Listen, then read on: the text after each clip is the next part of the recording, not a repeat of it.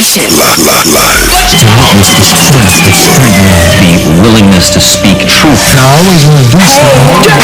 Genesis!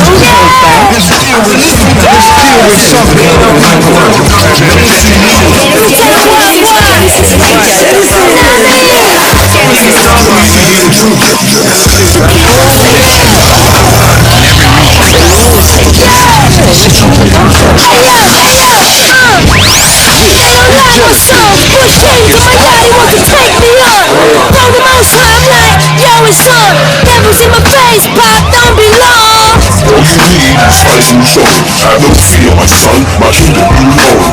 400 years, no knowledge of your home. Now is your chance to reclaim the throne. K-pop, yeah, no doubt.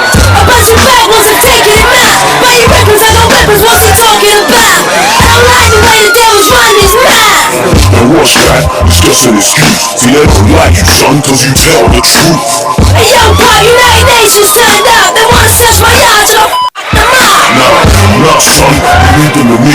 Now you deal with that pushing, calling power fast. I'm up fire for the bad side for those who oppose me. Hurricane, tornadoes, earthquakes, you'll see. Exodus, the devil in the lights. You left from Rome upon the starlight. Sir Marcus Garvey up on my mind. So we blow on the black starlight. Exodus, the devil in the lights. You left from Rome upon the starlight. Sir Marcus Garvey up on my mind. So we blow on the black starlight. I'm interested in the truth, and the truth is what I want to see. We have to recognize who our major enemy is. The biggest challenge before you right now is, who is the enemy? Life is becoming increasingly miserable for everybody. But when they find out who it is, it's causing trouble. I will tell you what the mainstream media will not tell you. The Jewish people control the media. People need to get out of denial very quickly. As your children are being poisoned, you're being poisoned. Children are being indoctrinated and programmed and turned into software programs at school. You're being poisoned in the air, you've been poisoned from the sky, poisoned in your food, poisoned in your water, poisoned by vaccine. How bad does it have to get before people in vast numbers realize that the world ain't like they thought it was? I'm talking to you. The principle and the idea was divide and rule, divide and conquer. $1 billion a week spent on war. 15 million Americans are homeless in the streets. We can build Iraq and Afghanistan, but leave you with nothing. You have to come together. There has to be a foundation of unity before you to get anywhere, especially if you're black in this country. Remember, all I'm offering is the truth. Nothing else. I want you to hear me. Speak the truth regardless of circumstance, and stand up on the truth from the cradle to the grave. Rebels are some dirty ways. The murder was the case they gave. And it was just the other day when they stepped out the caucus mountain cave. The murder's undercover blood. But guess what? They slipped up. The people are starting to wake up, and as soon as we get together, they ain't here to apologize for the outcry while we're on the genocide. Till today, from the time you arrived, Mother Africa is still dripping blood from her eyes. Ain't tripping trying to rhyme my words. I'ma tell the truth till it hurts. And I'ma keep spreading love to the peace. But right now, I'ma drop the truth on the verse. And I'ma dismiss unrighteousness. My backside, they can kiss, they can't handle this. I got a long list of praise with power of fists. Who insists government's taking a piss. Exodus, the devil in the lights. You left from Rome upon the starlight. Sir Marcus Garvey up on my mind. So we blow on the black starlight. Exodus, the devil in the lights. You left from Rome upon the starlight. Sir Marcus Garvey up on my mind. So we blow on the black starlight. Come, let me bust the things for all you hustling. I might scuff your Timbs, how I'm busting in the fight. I'm struggling on some other thing. Head wrap and skull cap, I call my brother king. Work running and you know that. It's like a prison wing, how we keep this show pack. I don't hold back. Radio, play my whole track. Most cats listen close to phone taps. There's no black in the Union Jack. Britain, flows pierce ears like guns with studs in them. Count bars like you're stuck in prison. count scars in a body that's slug ridden. It's the fusion of the ease, booze and ganja, giving these youths delusions of grandeur. And only a few who've left to have a stretch on the psychiatric ring return to the manor. I'm the one that rap for them people suffering, try function in a world that's got no love for them. Enough of them would rather vote for Big Brother than vote for them hypocrites that's in the government. Men. It's a man your own brother, Ben. Yeah. Exodus, the Relative to your entire life, there's something wrong. You don't know what it is, but it's there, like a splinter in your blood. You think the US don't have weapons of mass destruction? You know what's going to work? It's a general idea. With who? I'm working on it. Jumbo, Otep, peace, Salamo. This is Genesis Radio. My name is Sayshara. Tune me and let me know I'm sounding. At the present moment, I'm sounding a bit low, and I can hear some distortion in the background. Okay, let me just get rid of that for a moment. Alright, so I'm here for the next couple of hours and beyond. Let me know if I'm coming out on both channels for a start, because I feel as if I'm not coming out on both channels. And let me see if I can just turn myself up a little bit even more and get you to look into how I'm sounding. Alright? Okay, so I've got someone just coming in. Let me see if I can take this call and see if we're ready to go. Jumbo, Genesis. I've got a low volume, you come out perfect. I'm coming out right. I said I've got it on low volume and you're coming out perfect. Okay, thanks. There's no distortion, nothing. I can hear your voice clear, in a low volume. Yeah. On number 2. Okay. Alright, so I can hear clear as day, just as clear as a roof show, very clear. Cool. Because you got the idea what the topic's about. Sorry. I don't like that word topic. There's only black people that use that word topic. Dumb black people. I don't use the word topic. What's the subject about? It's gonna be basically I'm opening it up, okay? Because what I want to do, I want to come out with a new concept, really, okay? This is Sayshara's Late Night Show, and I want to talk about people getting to be able to express themselves where they can get it all out. Yeah. People what? People what? They can express themselves. Yeah. Okay. Because the thing is, I want people to be able to just open up, innit? Yeah. This is everybody's platform. This is not just for me. It's for everybody. Yeah. Yeah, that's good. Yeah. But by doing that, you get an idea what's going on, really, innit? Yeah. The climate is like people, the climate of thought amongst our community. Yeah, exactly. So I may have a subject, I may ask a question or whatever, okay, but people can phone in and just say what's on their mind, if they've got any pressing issues about what they think, feel, or what they see out there, what they're experiencing, whatever. Do you get what I'm saying? Because I don't think there's we should just restrict people from expressing themselves, okay? And that's the thing. Keep on saying that throughout the show then. Yeah, I want to keep on saying people that throughout the show. Yes, absolutely. Yeah, you have people beaming into you, because not everyone want to be beamed into you right now, because they might have 40 years on because you come on a bit late. Yes. So people will be beaming a bit later, but to check if you're on. Yeah. So keep reminding people what you just said about they can express their thoughts, so they can say what's going on for them or what they're thinking or what their opinions are, etc. Absolutely, no doubt. Yeah. So well, I'm gonna beam out now. Just what I'd say that I find tell you that you're sounding perfect. I'm going on very low volume. I can hear very clearly, very clear. Good, yeah, because quality is every really word important. you're saying, there's no distortion, nothing. Yeah, absolutely. If anyone sees any distortion, it's like getting feedback or something like that. Yeah. So having a device is only feeding back on them or something. They come in their phone. Cool. I can eat on the phone clear, and I can eat on the internet very clear. No problem at all, either way. Oh, cool. All right, then. I want to keep it like but that. I'll phone a bit later on then. Yeah, thanks, and thanks for checking out the phone line as well. Much appreciated. You're welcome. Big up for that. Jumbo. Hey, listen, man. I'm sorry to unload this on you, but you've no idea what it's like when I come in the studio, okay? It's just all over the place, all right? Anyway, barring that, okay, I know there's a lot of things going on. I want to say before I continue, while willing that you're in good spirits, in the best of health, and life is definitely treating you well. Other than that, This is Genesis Radio, www.genesisradio.co.uk. It's all about you and what you're saying. I'm coming up with a new format. Really, it's just about you getting it all out. And it's important that this kind of platform allows you to do that, to be able to express yourself, okay? And it's fine, I could talk about A, B, C, D, or whatever, okay? Whatever subject, whatever problems and issues, and what I'm thinking and feeling, all of that stuff, okay? And that's fine.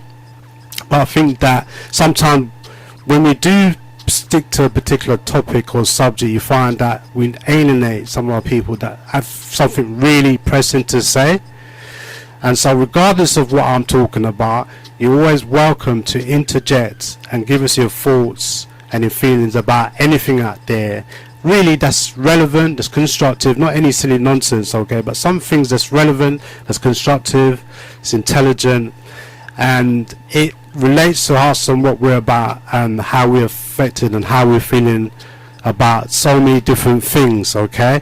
So it's not easy for everybody, this knowledge and information. That's one of the things that, you know, I've learned, that information and knowledge is not for everyone, and that what we're doing with the knowledge and information, that's the most important thing, okay? How we're going to move things forward, how we're going to progress, how we're going to advance, okay? We're always looking at solutions, okay, to deal with some of the formulas that we need to be able to build on and develop for ourselves to get us out of this situation that we find ourselves when we're talking about liberating ourselves, liberating our families, our children, more importantly, liberating the hearts and the minds and the bodies and the souls of our people. So when I'm talking about things, I'm not talking about things from an individualistic level.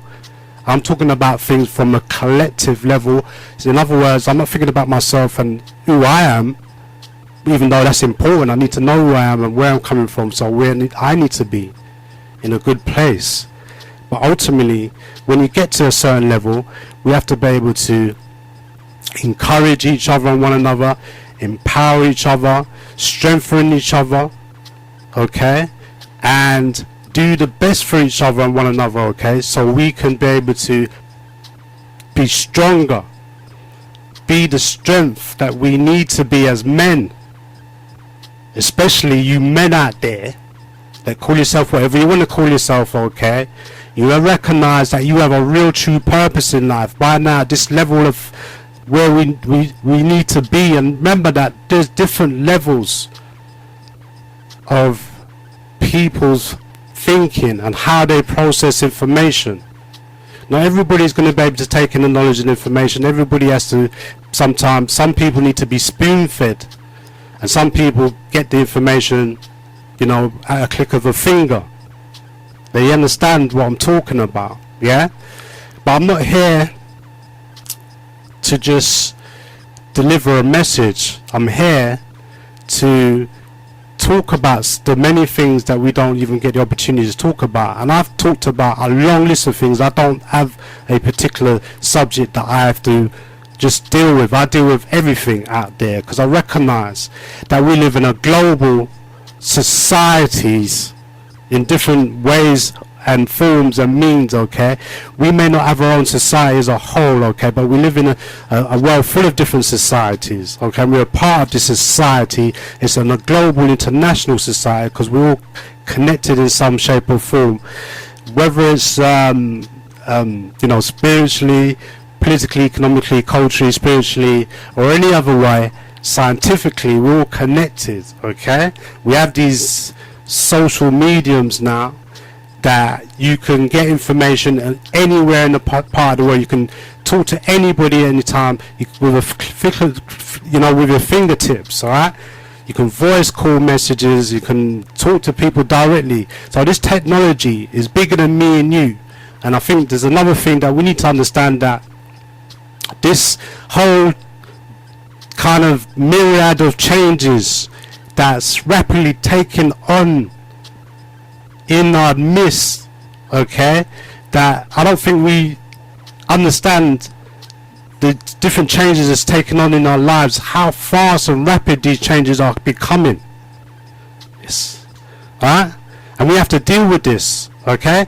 And the problem that we may have as a group of people, as a black nation, black African nation, a group of people as a whole, even though we're divided in that, we recognize that we are still one people, and we espouse to that kind of language, okay? Because we're not dealing with division or being divisive.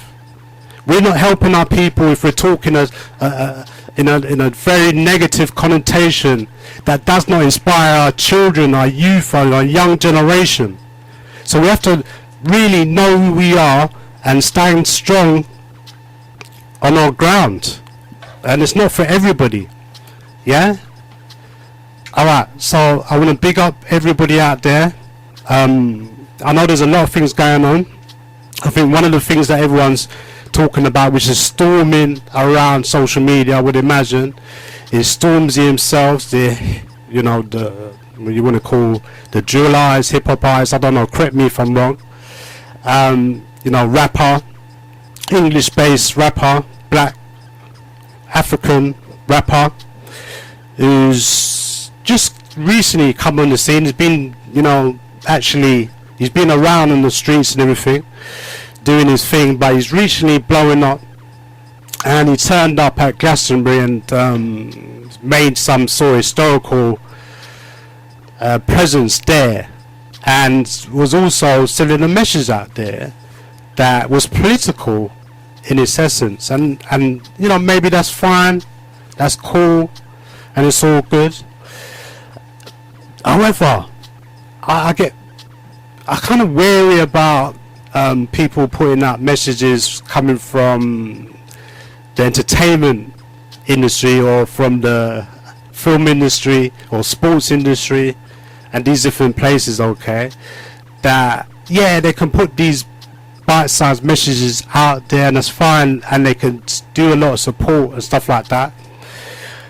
However, are these people genuine? Are they maybe not manipulated? Are they doing it on their own accordance? What is their agenda? What is their purpose? What is their true purpose? Yeah, only time can tell. You can only judge people by their actions, and fine, everything might be going fine right now, but we'll just see as time goes along.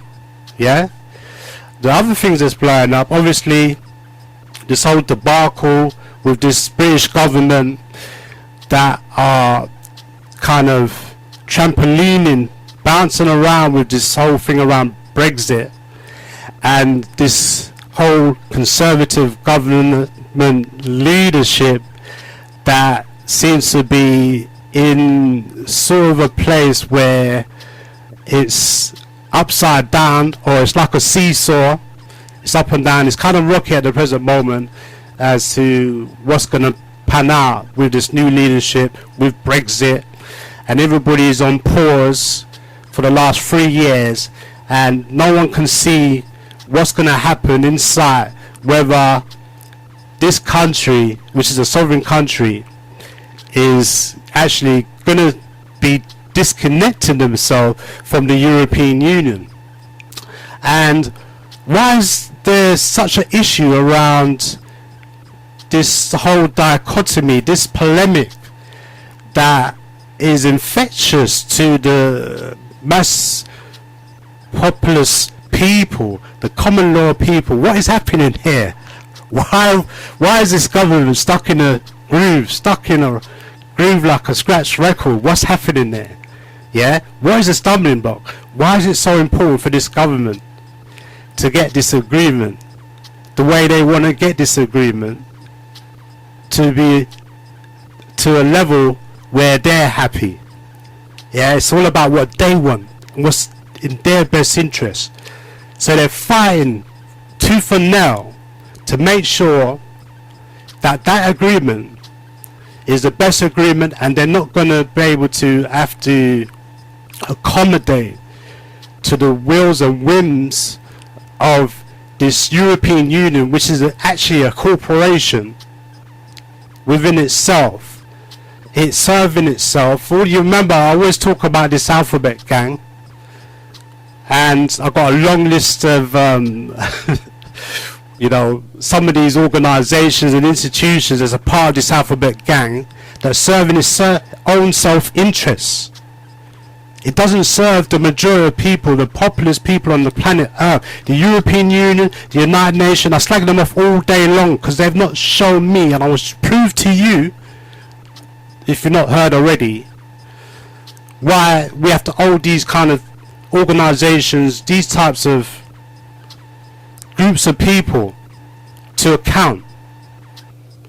And why do you find that our Caribbean leaders and the African leaders accommodate? In fact, I will go even further than that as time goes by. But I want to start off by talking about one of the most important things that we need to have a greater understanding, that if we want to get to a high level of thinking and being, if we want to create a better environment, have a better quality of life that's fruitful and is long in terms of our health, we've got to understand food. And I may not talk a lot about food because that's not really my subject, okay? I'm not trying to be like any doctor, okay? But you know, the mantra is your health is your wealth, and I feel that every family should be resonating that amongst themselves to be able to encourage them and inspire them to focus on their health and focus on eating the best foods available. And the best foods are available, but sometimes we may have difficulty because we're not having to be able to control our foods in the way that we're supposed to control our foods. And the number one thing that we need to understand is why important the foods are to us as highly melanated beings. Why is it important? Because without having the right foods to sustain our body, our human existence, okay, our body will break down. It will break down and we will suffer. And this was happening to us as a nation of people as a whole. Our whole nation has been broken down because we're not on the high level of how we need to attain eating the foods that's giving us the nutrients to be able to sustain our physical health, our minds, our body, our souls, okay? And a lot of our people, unfortunately, are suffering because we're not eating the good foods. And I'm not going to go too deep into the science of foods. As time goes by, I will look into it. I do go back to researching and stuff like that, and digging out some real good sources of information to bring to this Genesis platform, and we can go into that. And, you know, we need to understand just basic things, basic fundamentals. For example, that what I would tell children, for example, okay, because you know, we need to really get children to that better place, because a lot of us adults, admittedly, unfortunately, we're addicted to certain foods, and we might find it difficult to actually reduce the types of foods that we eat, or just totally get rid of and just annihilate some of the food, just get rid of it completely, yeah? So what I say is just get rid of simple things like salt, fat, and sugary substance, sugary foods and products and, you know, items, okay?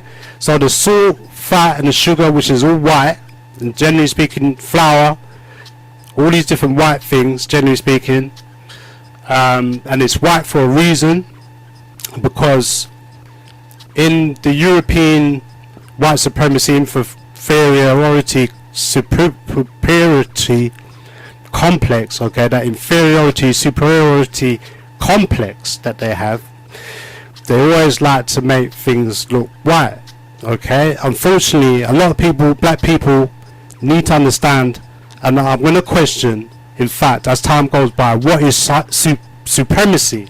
What is supremacy? White supremacy? What is it? Yeah, because there's different maybe cultures out there that practice their own supremacy in some form or the other.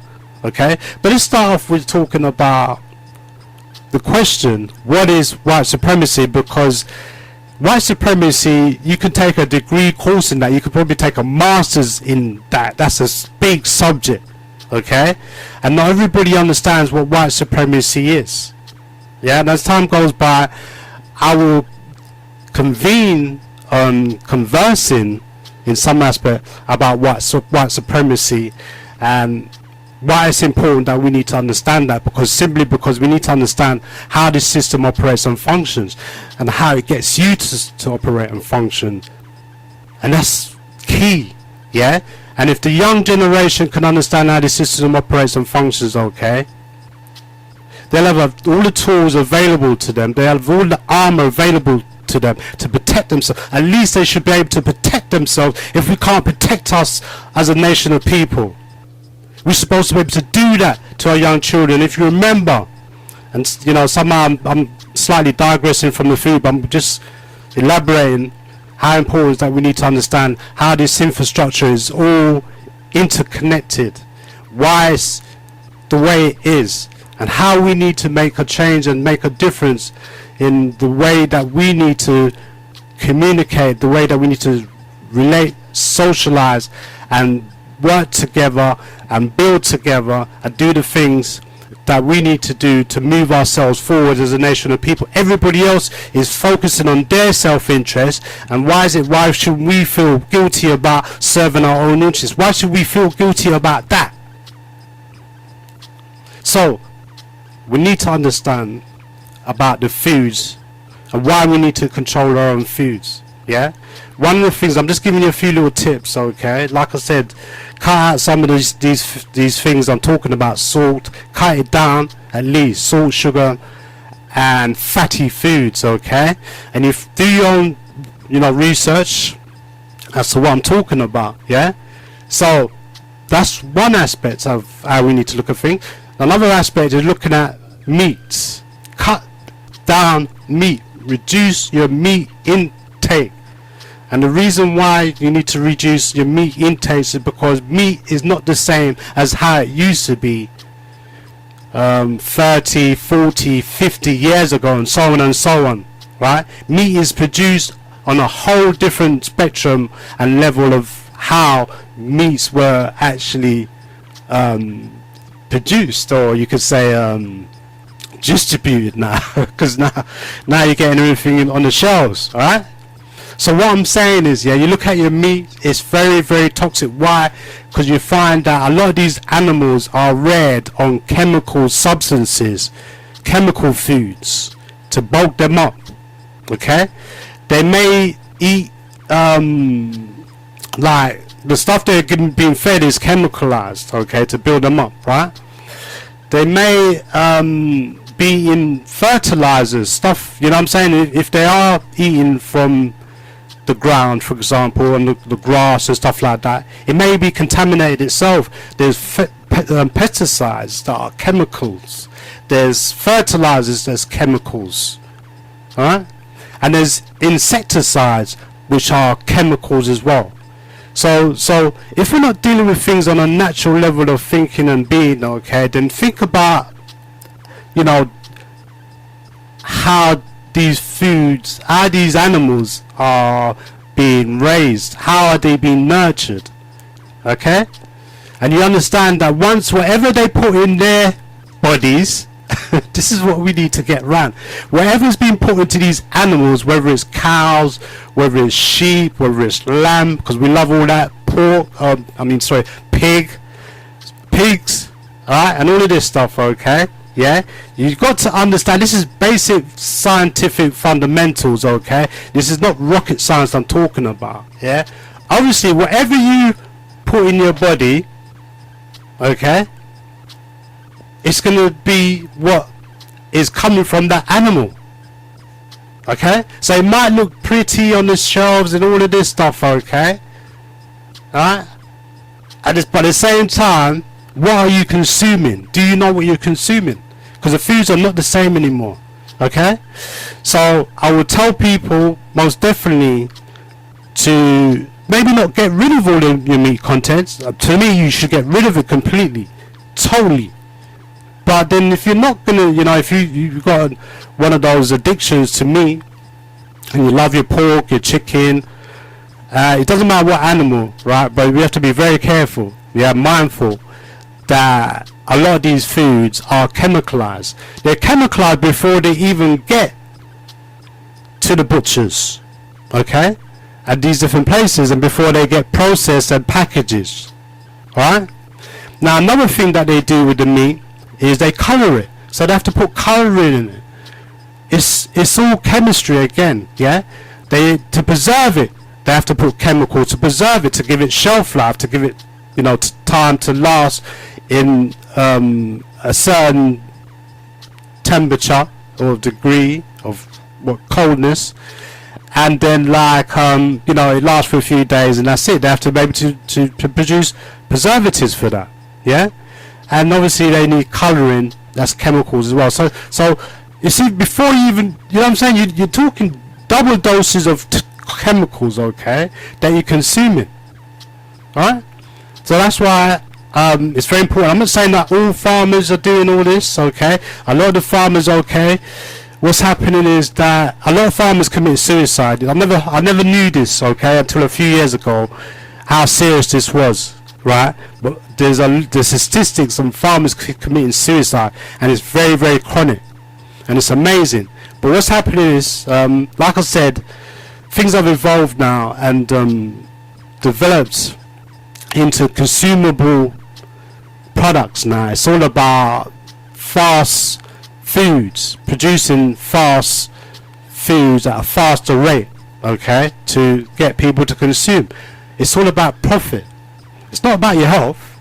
It's all about profit. That's why I know these people don't really care. They don't really care. You see what I'm saying? If they said they wanted to make this whole planet a better place, okay, why are they chemicalizing all the foods?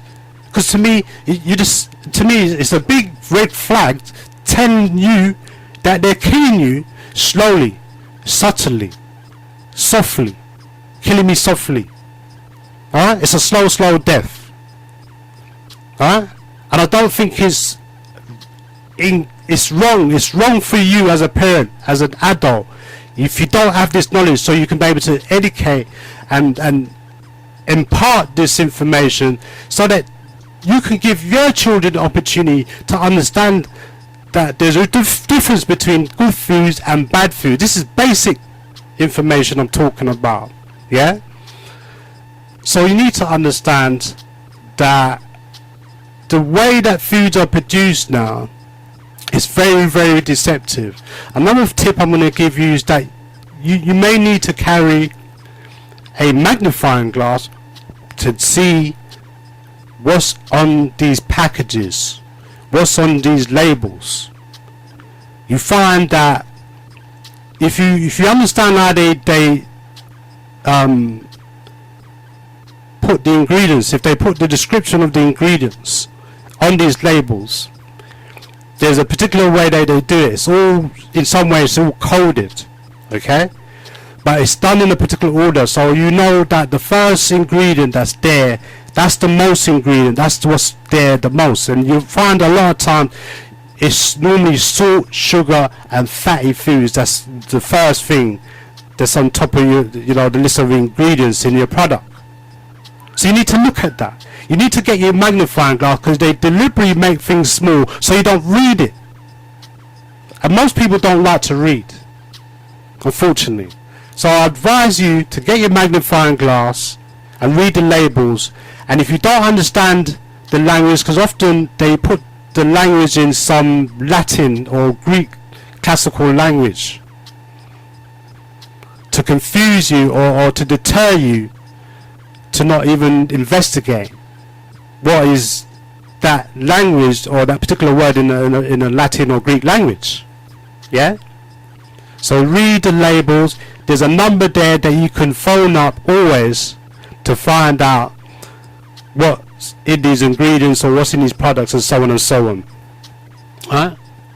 So there's so much that we need to know about foods, and one of the things I've been talking about for years, right, is why it's important, right? We could talk about race, we could talk about hate, Yeah, we could talk about wars. We could talk about all our problems and issues on this planet Earth, okay? Yeah? And maybe we got problems dealing with that. We have issues dealing with those things, okay?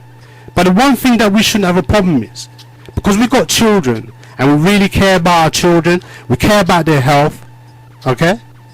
I'm sure you want the best for them. I don't see any parent that would say that they wouldn't want the best for their children. Because if you say that, you're out of your mind. You see what I'm saying? Every parent out there, mother and father, mentally and physically, should say that, look, we need to come together, regardless of our personal issues, but we should come together and we need to feed our children the foods that's going to give them the maximum nutrition and nourishment and nutrients.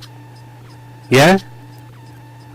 I mean, if we can't do that as a nation of people, this is the thing, this is the first port of call to knowing a healthy and wealthy nation. This is our first port of call, right? Is that we control our own foods. And if we feel that we got a problem with controlling our own food, then it's our fault. Nobody else's fault. We're responsible for that. We have to be accountable for that. Nobody's supposed to stop us and tell us what food to grow or how to grow it, or what foods we should feed our children. You know what I'm saying? So we can talk about all these problems and issues, and we will do, but we need to prioritize the things that's important, the thing that's going to help to strengthen us. So it's very important that Africa and the Caribbean, for example, they come together. They create their own agriculture sciences centers and food centers based on the best health foods, the natural foods. You're talking about fruits, vegetables, your plants, your seeds, your roots, seeds, nuts, and all of this stuff, okay? Our own whole grain, brown, whether it's oats or rice and things like that, yeah? So you understand that food is a thing that is a weapon, just like water, in wartime, in warfare. And if people don't understand, this is how this whole system is operating against the majority of our people, why we are suffering and struggling, why we're suffering. Can anybody explain?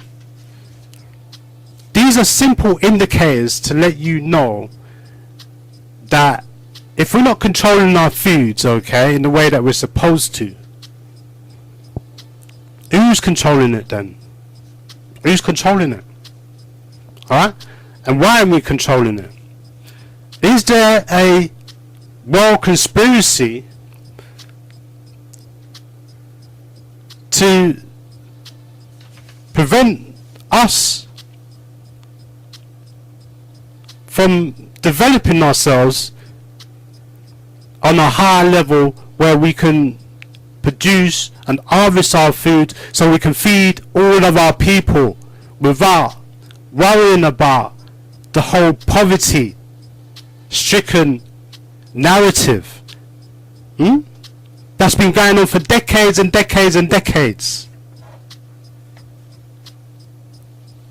So we can talk about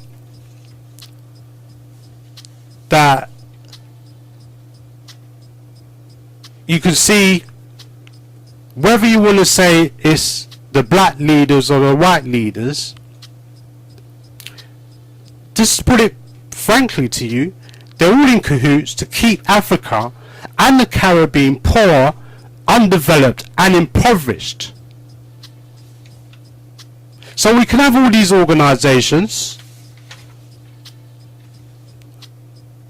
the European Union and the United Nations, and all of these alphabet gangs, okay, that claim to be the proponents of sorting out the world problems.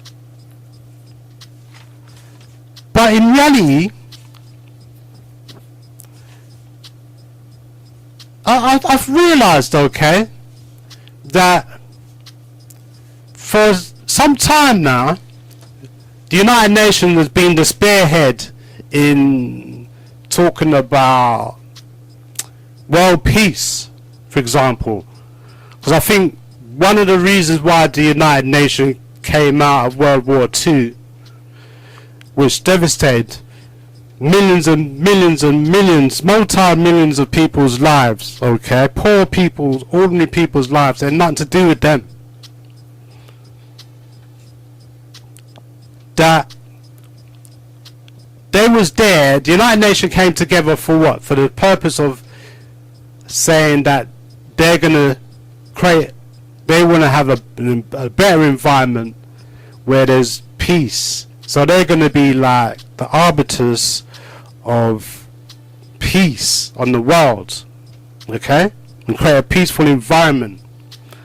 And you know, they're talking about, well, you know, we don't want to repeat World War II history again, do we? Right? We don't want people to lose their lives unnecessarily. And that's the main premise of what the United Nations was designed for. But you see, I think a lot of people's been deceived by our leaders, whether they're black or white, because the United Nations has already got its own agenda. The European Union's got its own agenda. The two biggest organisations, what are you talking about? Do you think they really care about ordinary people? So they give you these false indicators. They talk about a long list of stuff that they're going to do for people.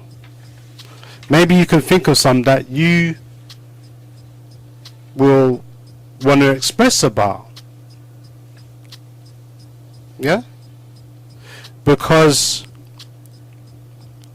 they talk about world peace, okay? But are they really helping to reduce these wars and conflicts? Or are they actually agitating? Are they actually inciting some of these wars and conflicts? Are they even supporting some of those wars and conflicts? Are they investing in it? I'll give you so many examples just to let you know that these people are very deceptively deceitful, and I feel there's a big conspiracy against the black African people as a nation of people as a whole. There's a secret plan out there, and there have been, I know that there has been a plan out there, because we know about the COINTEL, yeah, counterintelligence program, that even though we're over here in this country, don't think that the leaders in this country, England, yeah, the Great Britain, so-called Great Britain, the United Kingdom, the British Isles, you don't think that this government and the United States of America government, they're not brothers and sisters. They're brothers and sisters. They're not going to fight each other. I think there's only one time they ever thought about they fought each other, yeah, over so-called independence in America, or over the tea, over tea, of all things, tea, taxes, yeah. So you had the blue coats and then you had the red coats fighting each other, yeah. Europeans fighting each other over a land that's not theirs. You know what I'm saying? But they talk about all this peace. But yet, if you look at the United States of America, since World War II, they've been given the green light to basically police the world, to do whatever they want around the world, to travel into different places and different regions of the world without duress. Yeah? So they talk about peace, but are they actually practicing providing peace? Are they just giving us sound bites? Because I think these organisations, they're fraudulent. They're fraudulent organisations. Alright? They're not really serving the people. All it is bureaucracy. You're just getting tired in bureaucracy. You're paying more taxes into that, into some monstrosity that doesn't serve anybody but its own self-interest. You're spending billions and billions serving the United Nations, organisations like the United Nations and the European Union to sort out the world problems. And look at the world today. Look at the state of it. This weekend here in London, I heard so far there's been 4 killings in London. One woman who was pregnant, killed in South London. There's been so much violence going on in this country right now that it's very, very serious. Yeah? It's very, very serious. And I feel like we have to be on our guard. We have to be very observant. I think somebody was highlighting to me the other day, there was another acid attack. I think some black people, some black boys are getting involved in acid now. What's that all about? So there's no peace on the planet Earth right now where there should be peace. There's what they put in place is wars and conflicts. Okay, so these organisations, they talk a lot of stuff, but they don't actually deliver it. They talk about, I remember growing up and they was talking about this nuclear-free zone. I don't know if you remember, people see the signs, nuclear-free zone, and you think, wow, nuclear-free zone, wow, what's it all about? Right? What's that all about? Yeah? But the reality is that it's just a big bag of talk, isn't it? to make you feel good about yourself. They come out with these pet project ideas, right? They come out with all these different ideas and concepts, right? And you think, wow, and you start clapping your hands and you're thinking, yeah, fantastic, wow. That's what we need, you know what I'm saying? But actually, they don't actually do anything about it. So they talked about this nuclear-free zone, right? Weapons of mass destruction. They're talking about nuclear weapons, okay? The arsenal of nuclear weapons, and like you find that the wretched that you find that a lot of these, especially these Western industrial countries, they like to flex their muscle. They love to go to war. I'll be surprised if Donald Trump doesn't go to war. He doesn't lead the United States of America into war. If not this term, the next term. I'll be surprised, because every USA government has to prove himself to the corporate cabal elite. That he has to prove himself. You have to demonstrate that if we say that you need to go to war, you're gonna actually do it, and if you don't, we're just gonna take you out. Because war means money. It means a lot of money to these people, right? And these people love to go to war, right? They don't feel good if they don't go. They don't feel good about themselves if they don't go to war. You need to understand this, yeah? We live in a system based on warrism. I've said it before, right? If you want to understand how this system works, and if you want to fast track yourself into understanding, to study war for the last 2,000, nearly 400 years. There hasn't been one century. Anybody can name me any century in the last 2,400 years where there has not been a war. What are you talking about? Then people say, oh, you know, we live in a peaceful, loving world. We should be living a peaceful, loving world. We've got everything in place. This planet Earth has been designed for us to live in peace and harmony. But unfortunately, if you deal with culture, there's different cultures that are who are anti-peace, See what I'm saying? The anti-peace, they don't love people. They rather go to war. They love the blood. They love the, you know, the whole adrenaline thing, innit? Yeah? The excitement of people being killed and murdered and maimed. That's what leaders do. They go to war to prove themselves. That's how this European system dominates the whole planet Earth. Based on aggression, force, intimidation, aggravation, and assertion. So they talked about nuclear free zone, all a bag of talk. They're still stockpiling their United States of America, Russia, China. Everybody wants to get into it now. You got Pakistan, you got India, right? And you got North Korea. They're nearly there if they're not there already, right?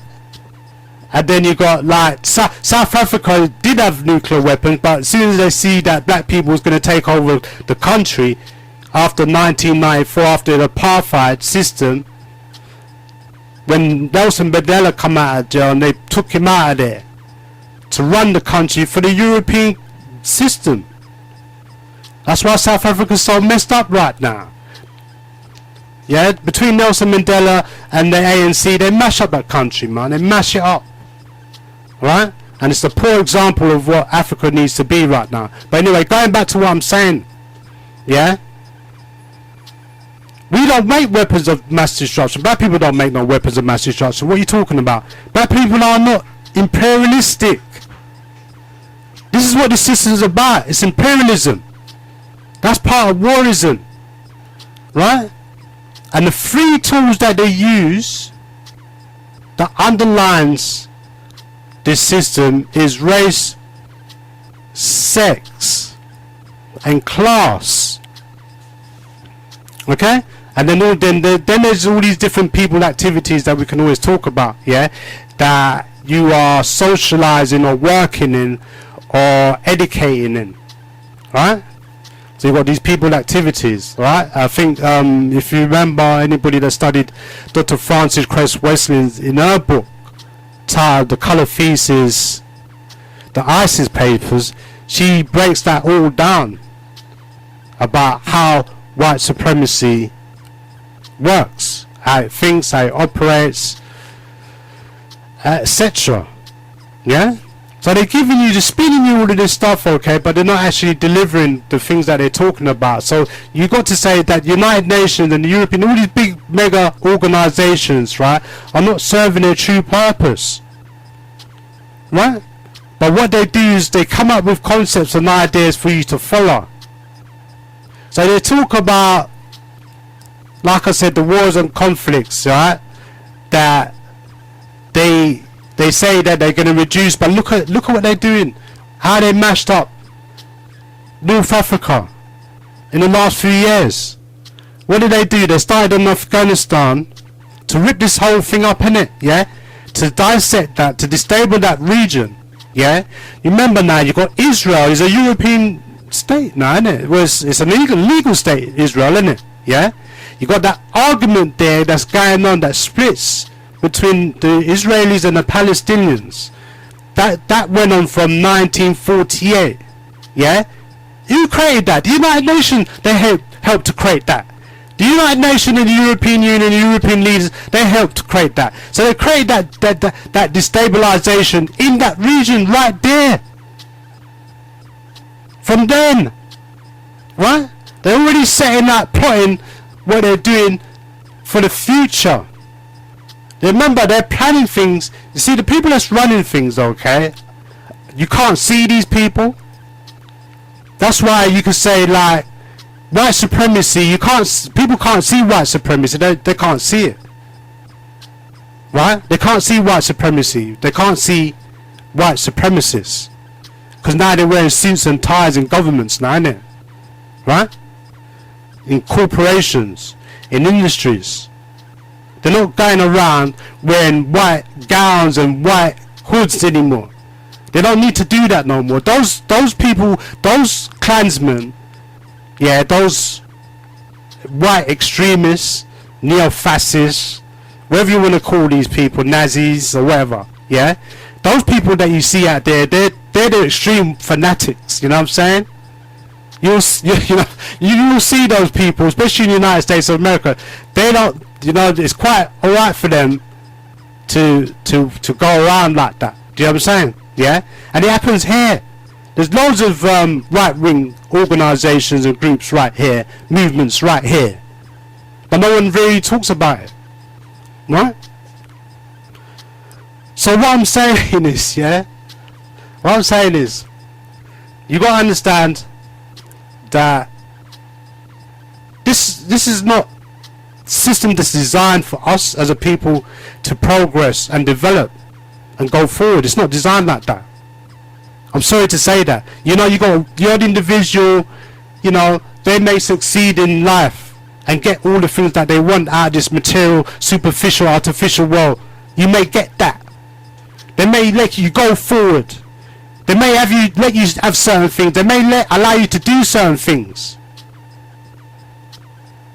Yeah? But the reality is black people don't dominate anything. We don't control anything.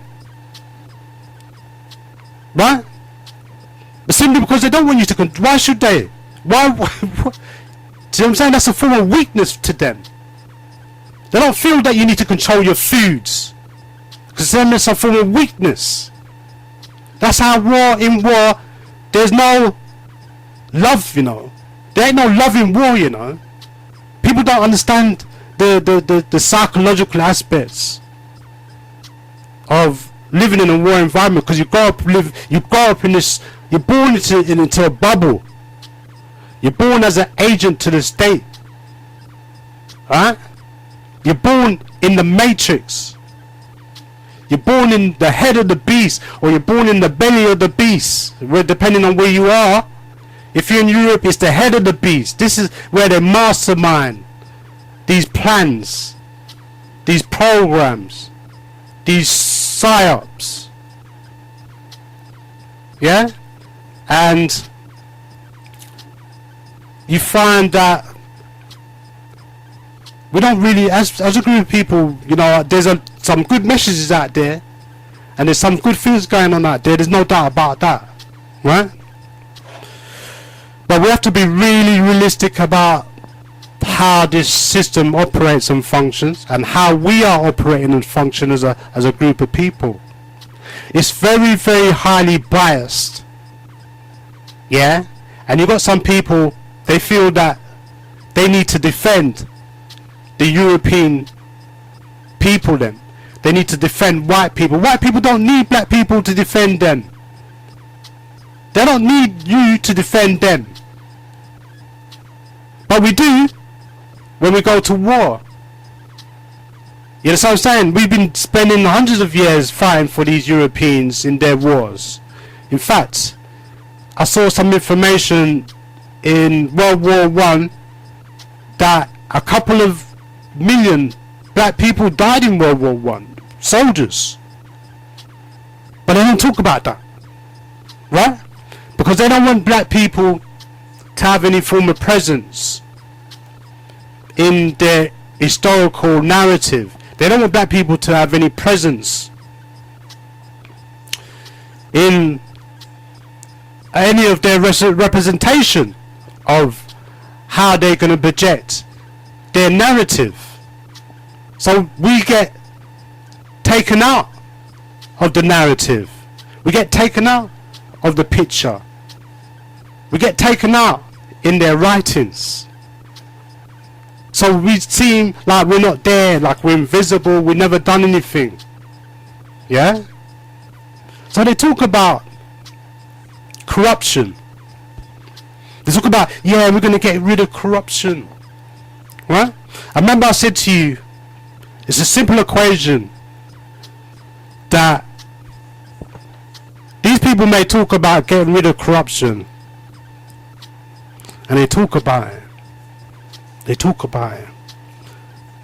And the reality is that you as a poor person, if you do anything wrong, trivial, you're going to be severely punished for it. You're going to go through the whole process of the rule of law. You're going to go through the judiciary system just like every other ordinary person, right? But you find that if you look at the elite, the ruling classes, the elite, if you look at the hierarchy, this class structure, you find that often that the most corruption comes from the top. Yeah, millions and billions and billions and trillions has been stolen, raped, pillaged, plundered, embezzled, defrauded, whatever criminal circumstances you can think of. That's what's happening, isn't it? Yeah. And the people that are doing it, that are doing the most corruption, I mean, black people are learning about corruption and they're getting pretty good at it now. But we can't even compare the level of corruptions that these Europeans have built their foundations on.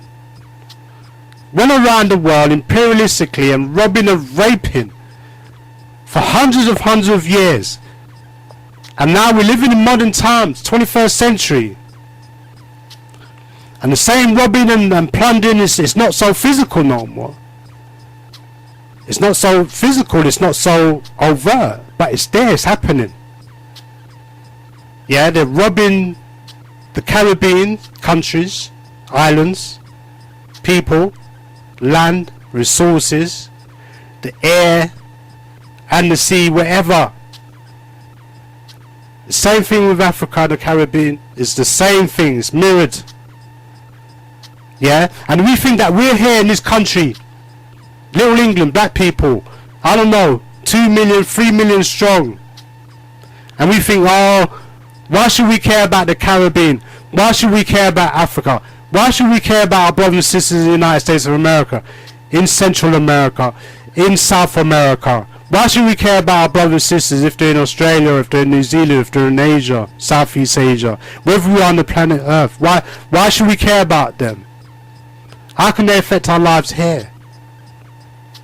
But you wouldn't say that if we was feeding each other our own foods, which we're supposed to do. We got a right to do that because we have to have those types of foods. Yeah, we can't just eat any old foods. Okay, or we're gonna get sick. We have to eat foods that's going to complement. It's going to complement our melanin beans, our carbonated beans. We have all the elements of this planet Earth. We reflect all the elements on this planet Earth. So we have to be able to put those elements back into our body. We've learned all these sciences and methodologies for thousands and thousands of years. And now we've lost that. And now people have become sick, mentally and physically.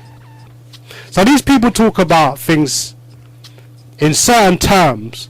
They give you these ideas, these pet project ideas and these concepts, okay?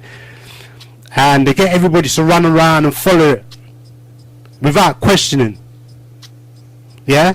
So I remember when they came out with this nuclear free zone, I said, you know, one day they're going to charge us for air soon. They're going to tax us for air. Right? So they come out now with things like global warming and climate change. We're going to go into that. Yeah? Now, I said that to get rid of poverty, you have to get rid of corruption. You have to reduce corruption down to less than 5%. You have to reduce it down. Yeah? And then, you know, when you can reduce poverty, corruption, then poverty will be reduced. Right? You find that a lot of leaders, okay, in the United Nations, for example, in the European Union, all of these so-called alphabet gangs, that really they're there to solve all the problems of the world. to solve all of these issues, right? And we're paying, the taxpayers paying for that. We're paying for the nose for that. Yeah? But are they delivering? No, they're not. They're serving their own grandeur interests, okay? And that's to make more money, to capitalize. That's what capitalism is, and it's about, yeah? So I'll talk about the South, this whole alphabet gang, to let you know that these are the people that's in control, yeah? The United Nations, the European Union, NATO, NASA, the G8, the G20, yeah, the World Trade Bank, the IMF. Everybody knows the IMF, right? The World Health Organization, the World Trade Organization, WTO. Yeah, so WTB, IMF, WHO, WTO, IFC, WBG, IBRD, and there's AFDB, the Afrikan Development Bank. They got the European Development Bank, yeah? And so they said, you know what, we have to create a European, we're going to have to create a European model of African bank, developing bank, yeah? And so what they do is they interface this banking system, which is based on loans, yeah, and aids and things like that. So you got these organizations, you know, the ECCA, the Economic Commission for Latin America and the Caribbean. They got all these organizations. They set these organizations to control whatever's going in or whatever's going out. Yeah, when it comes to ECA, United National Economic Commission for Africa, ESCWA, Economic and Social Commission for Western Asia, international organizations, yeah? So what I'm saying is, yeah, basically, everything's already set up for us already, innit? They set up the whole system for us, okay? And they're managing it and getting the leaders of the Caribbean and Africa to just administrators. That's all they are, just administrating the system. That's all we're doing is propping up. We're just propping up white supremacy in its entirety. We're doing it willingly. Okay? So when people talk about liberating and being free and all of that stuff, it's fantastic talk. But the Europeans, they're way ahead of us, right, in terms of planning their agendas in advance when it comes to programming people. They're creating dozens of programs. When it comes to psychological operations, psyops, they're creating streams of psychological operations, okay, and clandestine operations. So they said another thing they're going to get rid of, like I said, they said they're going to reduce crime, corruption, drugs. Basically, they're all in the same sort of arena. They say they're all going to reduce all of these things. For years they talked about these things, but they've not. Okay, all of these things that I'm talking about have increased dramatically. And these are the things that they talk about. And the last thing that, you know, before I go talking about global warming and climate change, okay, where they're bringing another concept to fool us with, okay, to spend time so we can just go round and round in a circle. But then, you know, just go back to what really needs to be sorted out, which is poverty, to reduce poverty. So they talk about humanity. Oh, they talk, oh, we want a better humane world. Okay? They talk about all this stuff to do with humanitarian, having human rights, and that all countries should practice human rights under the UN Convention and all of this stuff. They create these laws. Seriously, they got these laws that they don't practice, and they don't tell countries to practice these laws. You know, countries just do whatever they want. The bigger that you are, like the United States, no, the United Nations can't tell the United States what to do. The United States goes around and does whatever it wants. It runs the United Nations sometimes. Tell the United Nations to go where to go sometimes. What are you talking about? Who can tell the United States of America anything? Who can tell them anything? Anybody can tell them anything? I don't see none of these African leaders or Caribbean leaders really standing up and saying anything. There's one person that strikes me that I have to big up from Africa, called Professor Lumumba. Yeah, Professor Lumumba. Yeah, he definitely actually striking some real hardcore tones. He's really saying something, yeah? Alright? And I feel like I was interested in getting some of his information, okay, on PDF, funny enough. And it's fine, I don't mind getting all this stuff from social media, all the YouTube videos and all these different clips and all of that stuff. But I like to read stuff. You know, you can send me stuff all day. I'm not interested in that anyway, yeah? I'm not interested in all that technology. I love it, I can use it, I don't have a problem with that, yeah? But I don't want these things invading my life and bombarding me with all of this stuff. I don't need it, right? Yeah? So I'm saying, I hear people say to me, "Oh, Sayshara, why are you on WhatsApp? Why are you on Facebook? Why?" You don't control nothing, that's why. Yeah? And then you know, these people, you jump on these things now, innit? You jump on all of this stuff, okay? And you go, yeah, whoopee, I'm good now, I'm in a good place now. I got all these things now, I don't need nobody, innit? I don't need to have any company. I can, you know, the phone is my company, the laptop's my company now. We stop socializing because of all this stupid technology, innit? And then you're telling me, oh, you need to be on WhatsApp, Sayshara, you need to be on Facebook, you need to be on Instagram, you need to be... Now they give you Twitter to dumb you down.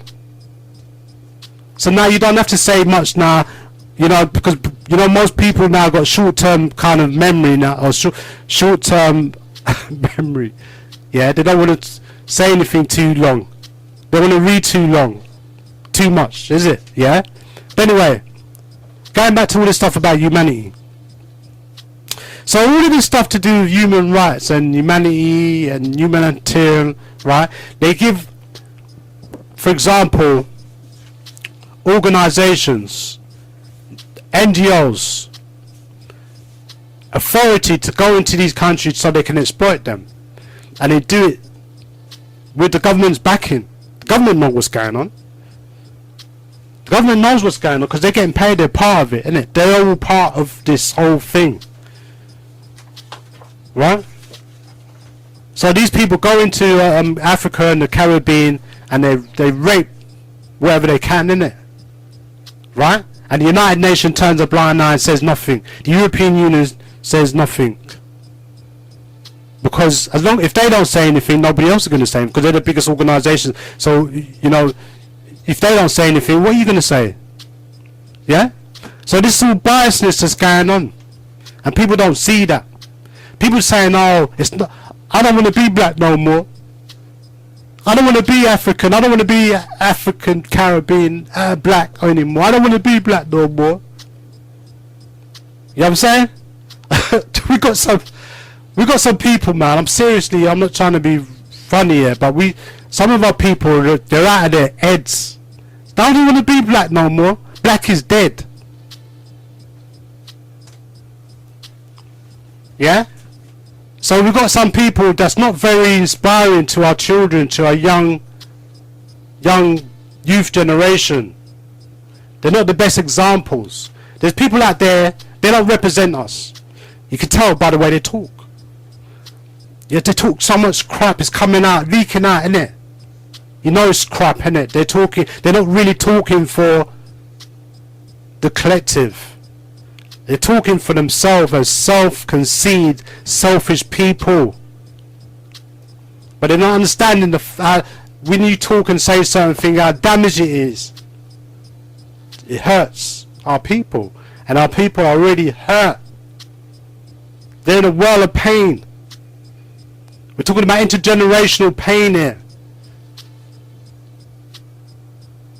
And part of reparation is resolving and healing some of those pains. It's not going to heal all the pain, but it's about that.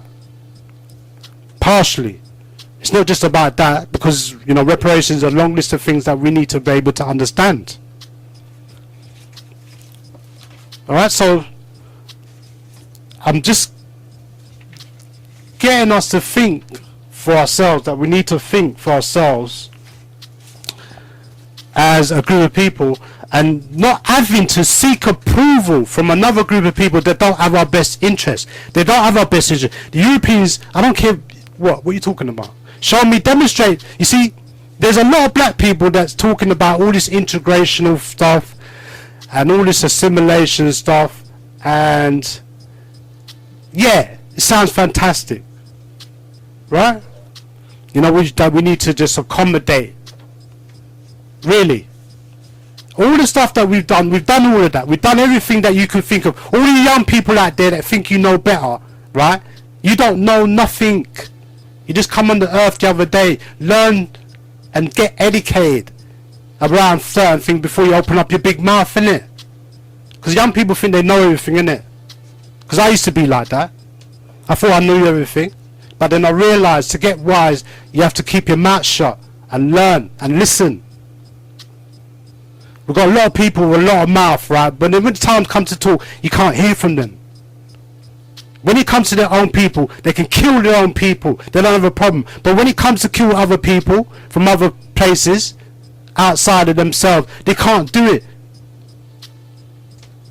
Right? We've got a bunch of cowards, men who are cowards to our nation, our people, our race of people, as a nation, people as well. They're cowards to for us to represent us, to protect us. They're cowards. Right? And they come out with all this weak talk. Make Shaka Zulu turn out in his grave. Alright? You know what I'm saying? You got men, black men, big black men, supposed to have the biggest brains and the biggest everything, you know what I mean? Talking like some castrated fool. You know what I'm saying? They're laughing at you, man. They're laughing at you as a big black man because you're not standing up for your children. You're not standing up for your family. You're not standing up for your people. You're not protecting them. Yeah, but you rather protect. You would protect the European interests over your own people's interests. You would do that. You would kill for the European. You go to war for them. You will kill, murder, maim for the Europeans. But for your own people, you won't defend them. Yeah? You wanna acquisize. You wanna pander and pamper to them. Yeah? This is what's happening. Right? It's not a good resonance for us to hear weak people talking weak talk. That's not a very good energy for us. Yeah, we need energy that's strong, bro. We need big, strong energy. Alright. The other thing, like I said, humanity. These people talk about humanity, right? But the reality is that these people don't have one. I'm talking about the ruling class, the elite. I'm not talking about ordinary, common white people or Europeans that call themselves whatever they want to call themselves. I know they're brainwashed. I know they're indoctrinated. I know they're programmed. I know they're suffering a certain condition. But all cultures have different conditionings. We don't have the same condition.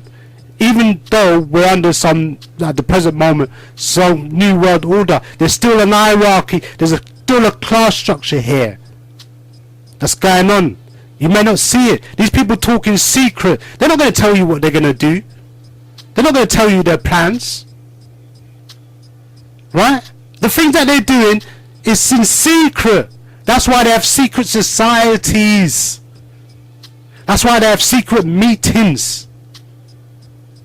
I had to sort out you blackies. Put you blackies in place to let you know you can't rise up. Okay? Without their permission, without their approval, without them being involved. They have to know that they're in control. Right? So all this humanity stuff, right? It's not working because they talk about humanity 355 days a year. And then the one day, which is what they call Christmas, what you lot call Christmas, they say that they're not going to have no wars, nothing's going to happen that day. And then the next day is back to square one again, isn't it? Back to really what I call a system that practice inhumane practices. Right? Now, there are some good things that's going on in the world. For example, I hear in Africa, for example, this is what I want to happen is that I'm hearing that, you know, leaders are actually starting to visit some of the Caribbean countries. This is nothing new. This has been happening, should have been happening from years ago, right? The business of African leaders and Caribbean leaders coming together and working, relating and communicating and socializing for their own self-interest. We've been looking at things in compartments that when we're serving each other, oh, I'm Trinidadian, I'm Caribbean, I'm all of these different, I'm Nigerian, I'm Ugandan, you know what I'm saying? No! That's how the Europeans set this whole colonialist system up. To keep us divided, tribalistic. To pit against each other. So we compete against each other. So we fight against each other. And then we become weak and vulnerable, which we're right now. All the good leaders, all the best leaders, what happened to them? They took them out. I think I was talking about Thomas Sankara. Thomas Sankara, within 4 years, talking about being self-independent. What is wrong with us saying that we want to be self-independent? Not something that you write on a piece of paper to give us independence, which is, you know, which is an illusion. I think I was one of the first persons on air talking about this independence thing. It's an illusion. It's not independent. It's not independence. That's just illusional. People celebrating. What are you celebrating? You're celebrating. All this celebrating. Why are black people celebrating? You've got nothing to celebrate. What you got? You're not feeding your people. You're not, your people's in a poverty-stricken state. In a mentally retarded state. Right, and you got this religious mindset state that we think that we need some God to help us, that some God is going to come out of the sky and come and save us. Right, so we've got all these different things, all these different issues going on. But leaders are coming together, they're starting to think now. But, you know, I'm still wary that these are small steps, small little steps. Oh, you know, I think the Ghanaian president, you know, visa free and all of this stuff, that's fine. That's all a step. I'm not saying it's not a good achievement. The things that we're doing, the little things that we're doing, I'm not saying that these are not good achievements. I'm sure they are good achievements, but we've got a long way to go. Because the things that I'm looking at that needs to happen right now. Yeah? We need to create our own, get rid of borders and start trading amongst ourselves, grow our own foods. We've got the land, we've got the people. Right? So what I'm saying is Thomas Sankara, he helped get his people out in his country within 4 years. And they saw that as a sign of strength, and they took him out. Because they don't want some leader that's going to show our people how to be self-independent, how to look after yourself. No, you can't do that. So I don't want no one telling me that these people ain't manipulating our people. What are you talking about? You don't know nothing. Yeah? You do not know nothing. You don't understand the system. A lot of you people love to talk. Come and talk to Sayshara, innit? Come and talk to Sayshara. Telephone numbers are 0779 542 9449. Remember, this is not about me. It's not about Sayshara and what I'm saying. This radio station platform is about the voiceless. I'm representing the voiceless. So I'm speaking for the voiceless. Because what I'm saying is that I want people to look at this platform to say, look, you need to get it all out, innit? Get it all out. Whatever it is that you've got to say, get it all out. We've been oppressed and suppressed and repressed from talking. It's only just recently we started to get a voice. And it's not enough. It's not enough. Because not enough people are actually raising their voices, especially a lot of men out there. Okay? I think more women are more stronger than men. I'm sorry. There's more strong women than men. The men are weak. I'm telling you straight up. What are you talking about? Huh? These men are weak, talking weak butter talk. Can't stand up to these people, man. Whenever they talk, they're just like spinning you a lot of gloss, like they're wearing lipstick, but they're not giving you nothing of substance. Things that need to help you. People need food to be fed. People need to be cared for, right? They need health care. They need homes, shelter. They need places they need to go, centers to socialize, to make them feel like they're part of something. We need to look after our elderly. The thing I was talking about predominantly is that we need to feed our people, and we need to protect our young, our old, the poor, the sick, the weak, and the needy. This is just a formality across the globe. When we're talking about people, let me tell you something, yeah? People talk about love and we talk about hate. Let me tell you something how this love and hate thing is, yeah? I love all people on the planet Earth. I don't have one... when people talk about hate, I hate... it's like I hate when people talk about hate and they're talking about it in the wrong sort of context. You tell me what black people hate. How does black people hate anybody? Black people don't hate nobody. What are you talking about? Black people are the most passive, docile people on the planet. What are you talking about? 90% of our people are worshipping white supremacy right now. What are you talking about? Every day. We worship and bow down to these people. Right? So what hate do we have? How can you tell me that we hate white people when we're worshipping them? We bow down to them. We're all apologetic to them. And they're still genociding our people right now. But we're still worshipping them. It doesn't matter how much they kill our people off, innit? For generations. But we still bow down to them. And then we think that we need to assimilate and integrate.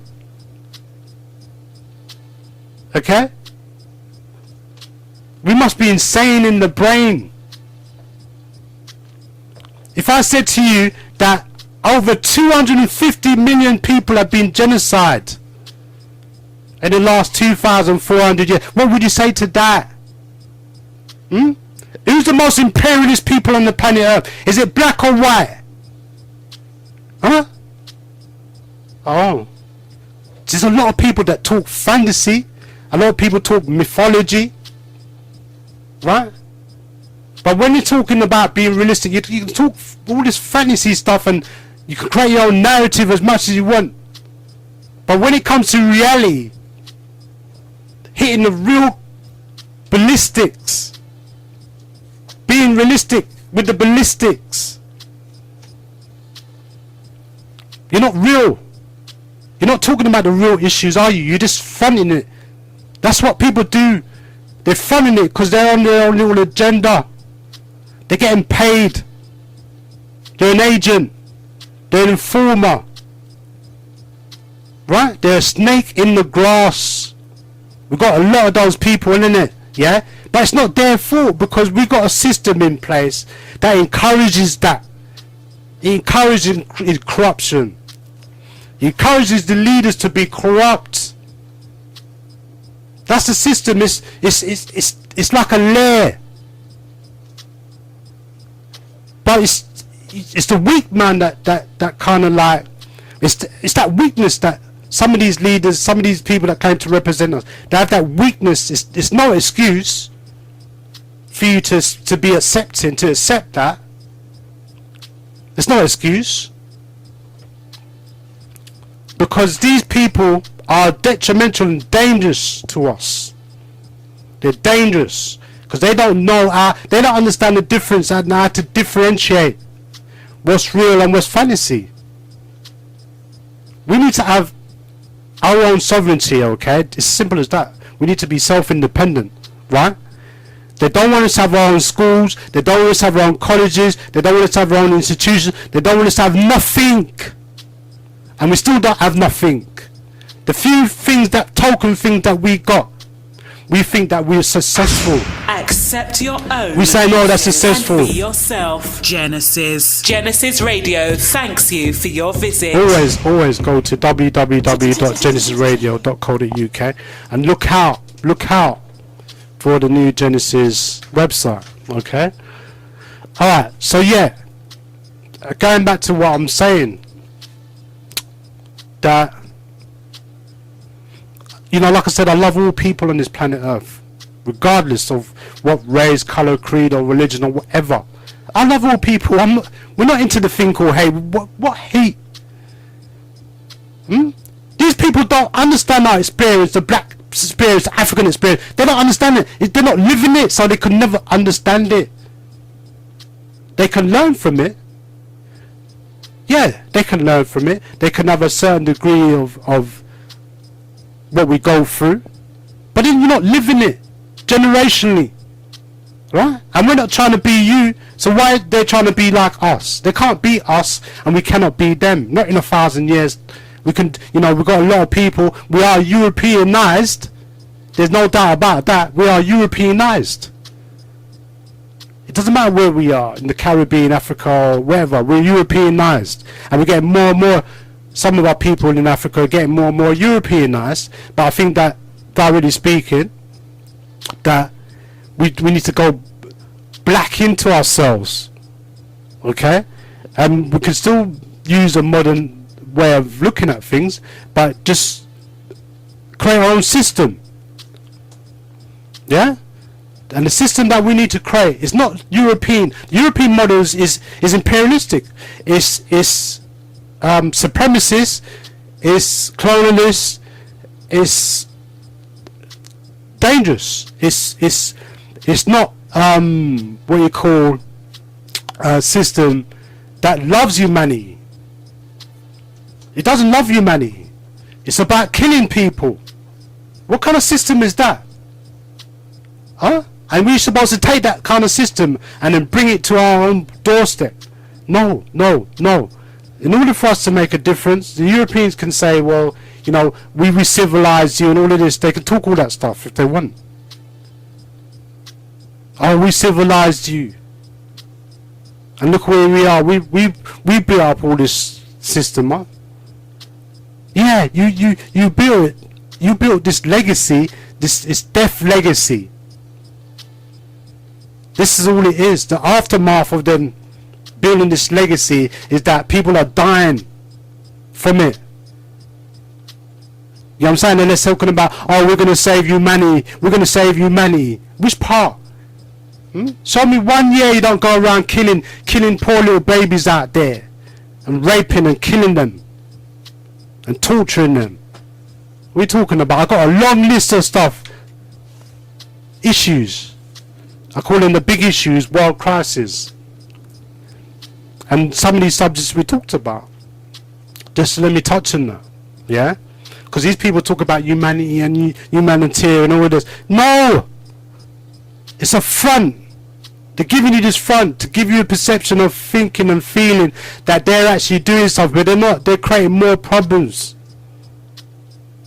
Because obviously, in order for them to do the things they're doing and to get away with it, they have to keep us distracted.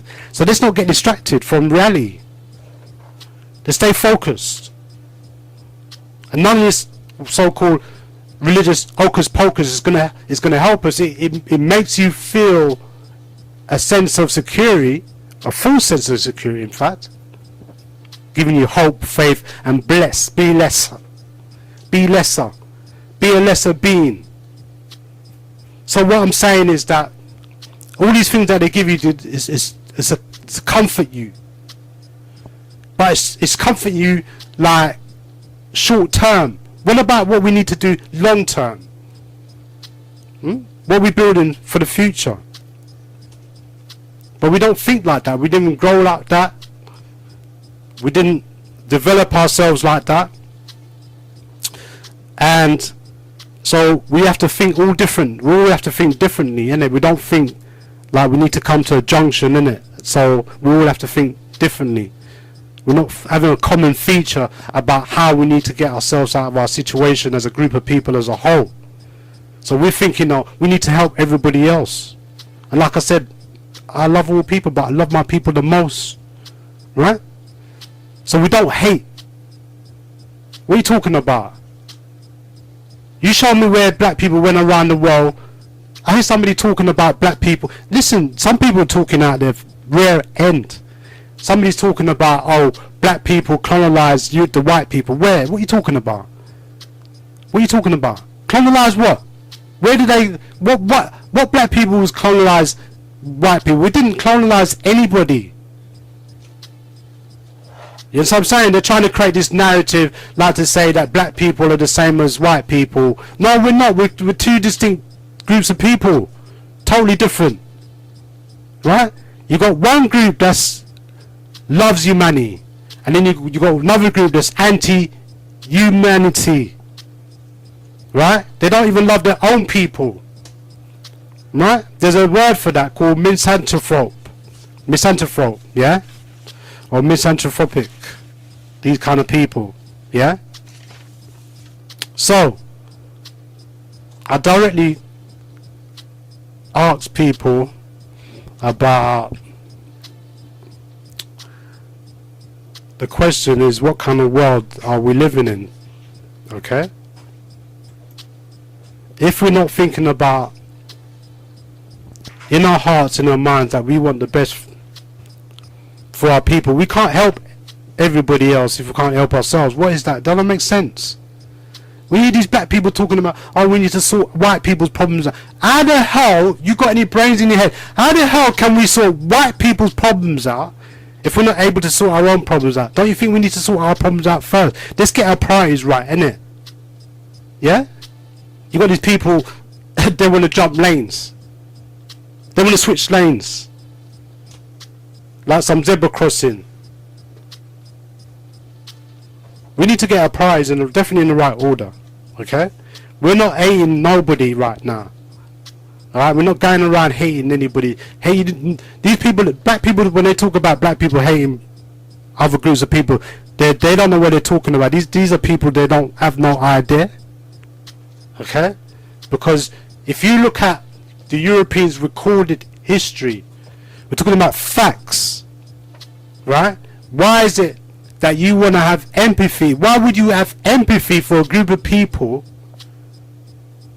that's got no intention of having peace, humanity, or getting rid of corruption, yeah, or get rid of reducing poverty. They've got none whatsoever. Why would you have empathy for these people? They don't care about our people. They don't care about their own people. They don't care about their own babies, their own children. So more or less, this is a class structure we're talking about. So somebody was talking about Kwame Nkrumah last week, right? So I got this book called Class Struggle in Africa. Kwame Nkrumah, right? Now, when Kwame Nkrumah was around, I was just, you know, when he was in power, I think some of us just came on the scene. We just was born. Some of us don't even reach then, yeah? But I'm just going to read a couple of sentences of what he was saying in this little book called Class Structure in Africa, Kwame Nkrumah. Now, some of the things that was said last week, totally disagree on what was said, commented about Kwame Nkrumah, right? Because I don't know nothing about that. And if there is anything, please give us some facts so I can have a look at myself, yeah? And I know there's worse leaders that we can talk about, alright? But the only controversial thing that African-centered people were saying, Pan-Africanist people were saying, generally speaking, African conscious people were saying, was that he was having a relationship with a Arab woman who he married, yeah?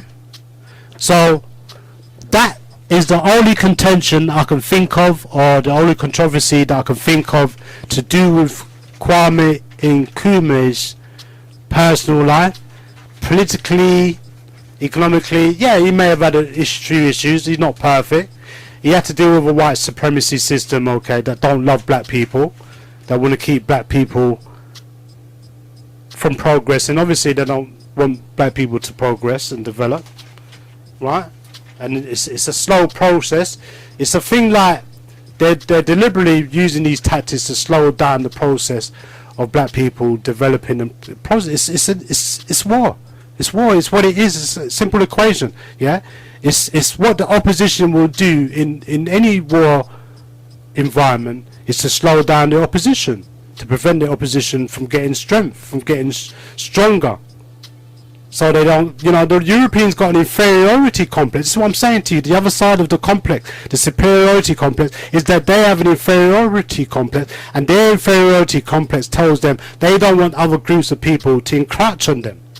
They don't want other groups of people to rule over them, or to dominate over them, or to dictate to them, or to control them.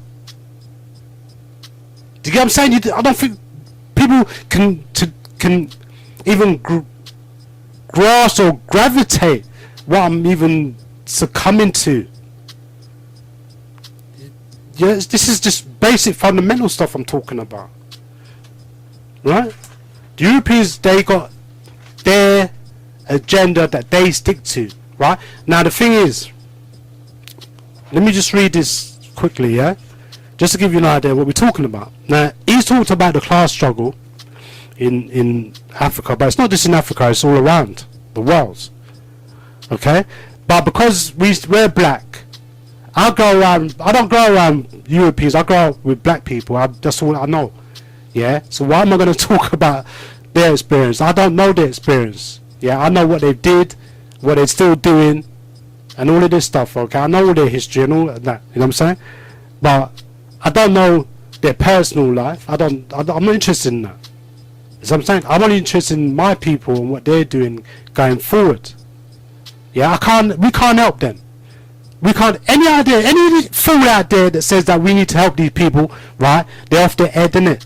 Yeah, because you got to say to them. All you say to them is, how can we help them if we don't help ourselves first? Just say that to them, innit? Yeah, because I got an answer for any of these Tom, Dick, and Harry people. I got an answer for them, right? Anytime they think that they have to evade and neglect their responsibility, right, of focusing on protecting their people, not having empathy for other groups of people, that's not your role, that's not your purpose. right? So I'm saying, Europeans don't need protecting. They got weapons of mass destruction, right? That's all they think they need to have, and that's it. That's their psychological inferiority complex. That's them, innit? That's not us. We don't have weapons of mass destruction. So how can we be them? You see what I'm saying? We cannot be them. We don't have that. We don't have the thing that they have. So we can't be like them, right? And we don't want to be like them. We don't want to have a destruction nature where we want to terrorize this whole planet Earth and destroy the planet, right? Because they're already thinking that. They're thinking, oh, if we destroy this planet, why is it they're building bunkers all over the place? Why is it they're building all these different bunkers, these luxury bunkers all over the place? Ask them that. Ask these elites, these European elites, why they're building bunkers. Why are they thinking about jettisoning off this planet Earth into some other planet? Why are they thinking about it? They ain't going to be able to do it, but they're thinking about it. Do you know what I'm saying? Yeah? You got to get into the mind of these people to understand how this system works. You don't have no clue. Some of people, I'm sorry to say that. But we're going to continue to suffer. We're going to continue to struggle. Why? Because we're doing the same things that we've been doing for the last 200 years. Do you know what I'm saying? Right? And it's repetitive. And it's non-progressive. That we think that we need to prop up white supremacy. Right? That we need to worship white supremacy and we need to bow down to them. And that's all we need to do. And somehow that's progress. Huh? Do you know what I'm saying? We get a degree there or a degree there. We get some billionaire there, a billionaire over there. That's progress. That's success. No. Obviously you don't understand what success is. Right? Why we need to succeed. What levels do we need to get to succeed to get us, our people, the majority of our people. I'm talking about 99% of our people needs to be in a place, innit? Where they need to be in a good place. Nobody wants to see their people suffering. What are you talking about? Nobody wants to see their people struggling. That's not who we are. We're not about that. We don't self-hate. That self-hate is something that's been conditioned into us. We never used to have that. Right, so when the younger generation, they're espousing that kind of language, okay, where's it coming from? Alright, in Kwame Nkrumah, in his book Class Struggle in Africa, he says this: class struggle is a fundamental theme of recorded history. In every non-socialist society, there are two main categories of class: the ruling class or classes, and the subject class or classes. The ruling class possesses the major instruments of economic production and distribution and the means of establishing its political dominance, while the subject class serves the interests of the ruling class and is politically, economically and socially dominated by it. Okay? There is conflict between the ruling class and the exploited class. The nature and cause of the conflict is influenced by the development of productive forces. That is, in or any type of society, the institution ideas associated with it arise from the level of productive forces and the mode of production. The moment private ownership of the means of production appears and capitalists start exploiting workers, the capitalists become a bourgeois class, the exploited workers a working class, and then in the final analysis, the class is nothing more than the sum total of individuals bound together by certain interests, which as a class they try to preserve and protect. It goes on to say, every form of political power, whether parliamentary, multi-party, one-party, open military dictatorship, reflects the interests of a certain class or classes in society. In socialist states, the government represents workers and peasants. In capitalist states, the government represents the exploiting class, and the state then is the expression of the domination of one class over other classes. Similarly, political parties represent the existence of different classes. It might be assumed from this that a single party state denotes classiness, but this is not necessarily the case. It only applies if the state represents political power held by the people. Let me stop there. Alright? So he already had it that the political power needs to be in the hand of the ordinary people. Okay? So if the ordinary people can have some semblance of power, if the, we can create a kind of system that where the ordinary people can make the decision in some form, where they can make the changes in their own environment, rather than you find that these politicians, they don't really serve the interests of people. Those days are over with now. Let's be real, okay? These political governments now, them days are done long time. These governments now, they're just a front, they're just a face, a figurehead, okay? They're a muppet. They serve the ruling class elite that are the shadow government behind the supposed real government, the front government. Okay, that's why you find that if you watch the politics in this country, the British politics in this country, okay, every 4 years they make these promises. Every election time, coming up, I think in a year or so, they're going to be saying the same thing. They're going to try and con people to get their votes. They make all these long lists of promises. They say, oh, we're going to promise you this, we're going to promise you that. And they renege on all of their promises. And in fact, they make things worse. They make things worse. Yeah, they renege on all their promises, and they never really fulfill their manifestos. They never fulfill it. Alright? And I've seen that, as long as I've lived, and I've seen this politics, since the last 30, 40 years, right? It's the same spin, they're giving the same spin. The whole system as society is broken down. That's why I think there's so much violence out there. There's so much stress, so much pressure out there. There's people out there that don't care no more. They rather die, or rather get killed, or rather go to jail, rather get high on drugs, rather get high on alcoholism. They want to forget their past, they want to forget life. And doing a lot of pain, in a world of pain. We live in a system where societies, the breakdown in society, there's a lot of sick people around. People are sick. It's sick people that's killing people, isn't it?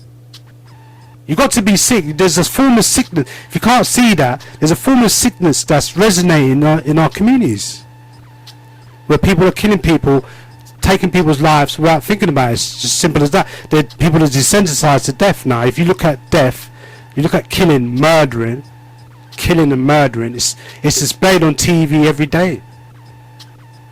People watch killing and murdering on TV, even though it's dramatized stuff, or stuff that's been re-dramatized. That people see these things day in, day out. When they're out in reality, and they are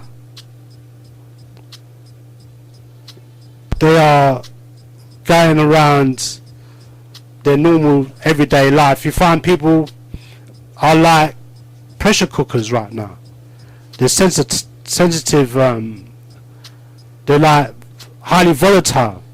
People are volatile, and so the younger generation see this now. Unfortunately, there's a lot of issues you can kind of find a way to explain away what's actually taking place out there with the younger generation. With it, like I said, it's touching the younger children now in schools right now.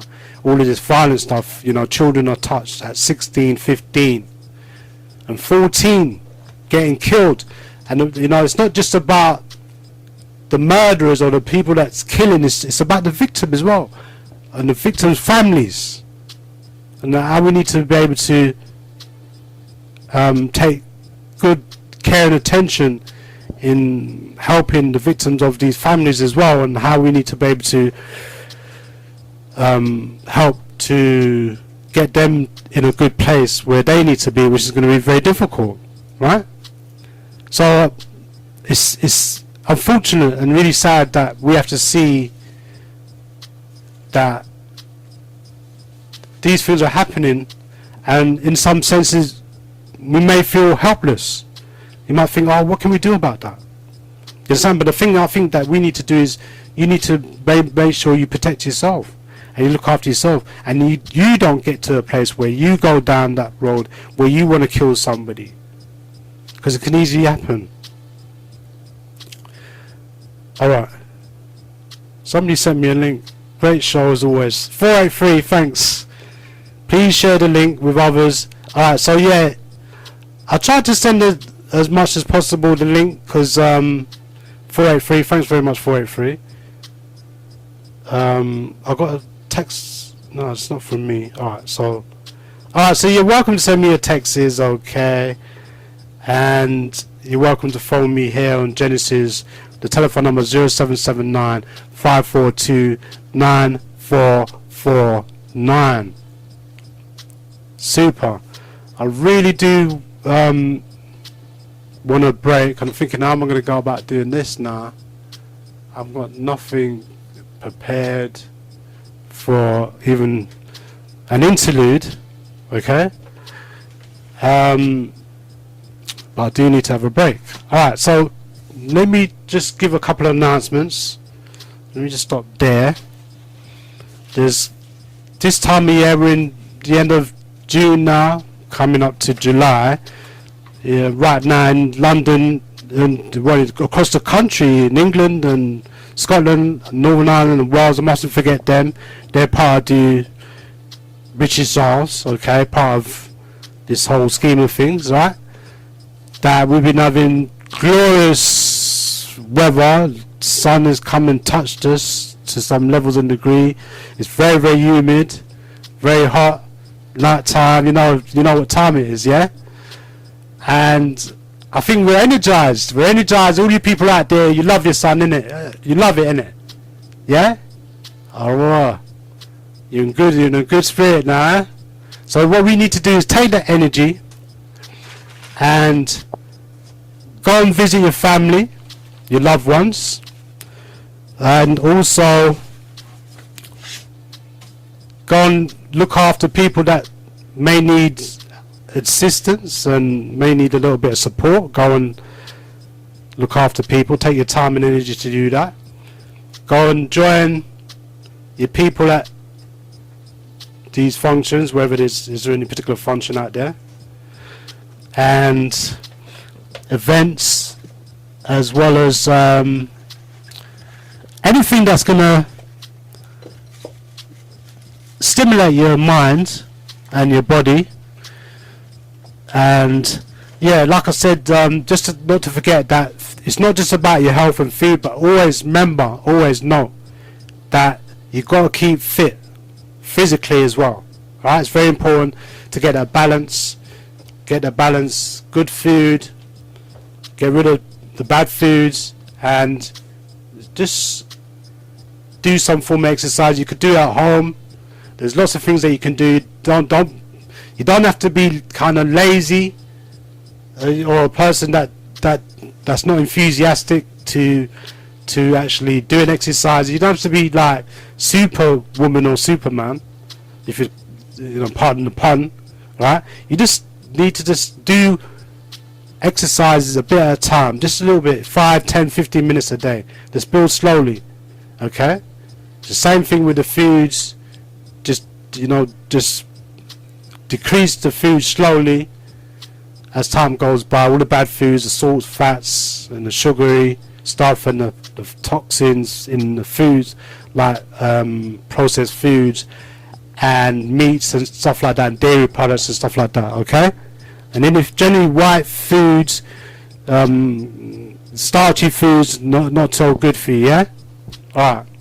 Okay, so I got a couple of announcements, alright? So I want people to lock into that.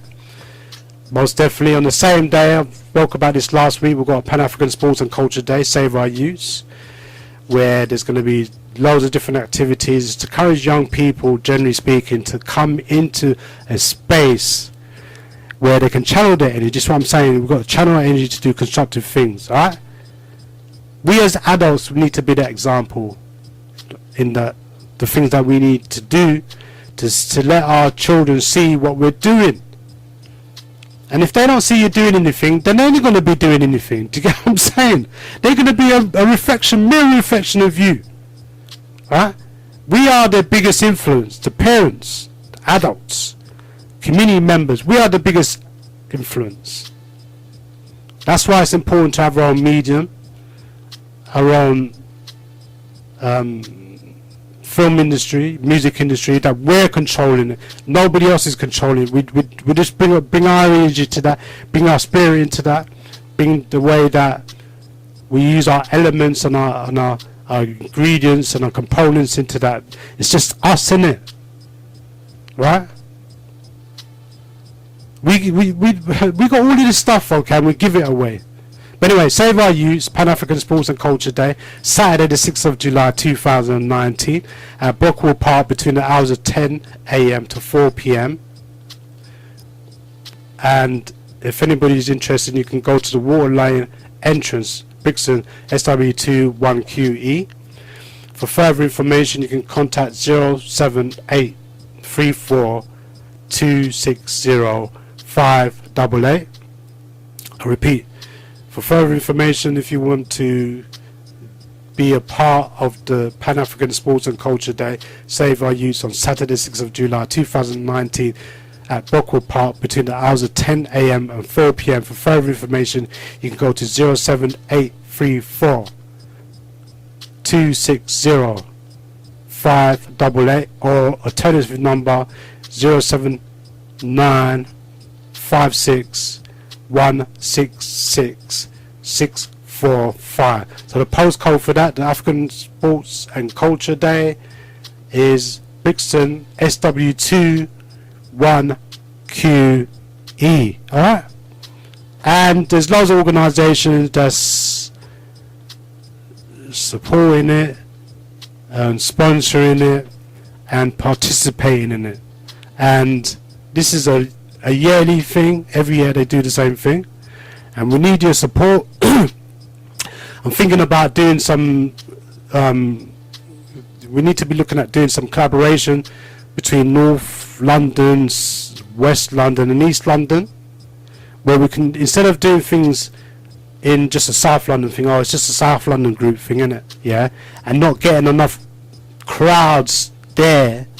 If we just come together, merge the different groups together, we can be able to have a better traction around getting our people involved. Because I think, I don't know what's happening, but I'm sorry to say this, but I'm seeing less and less people coming to these events.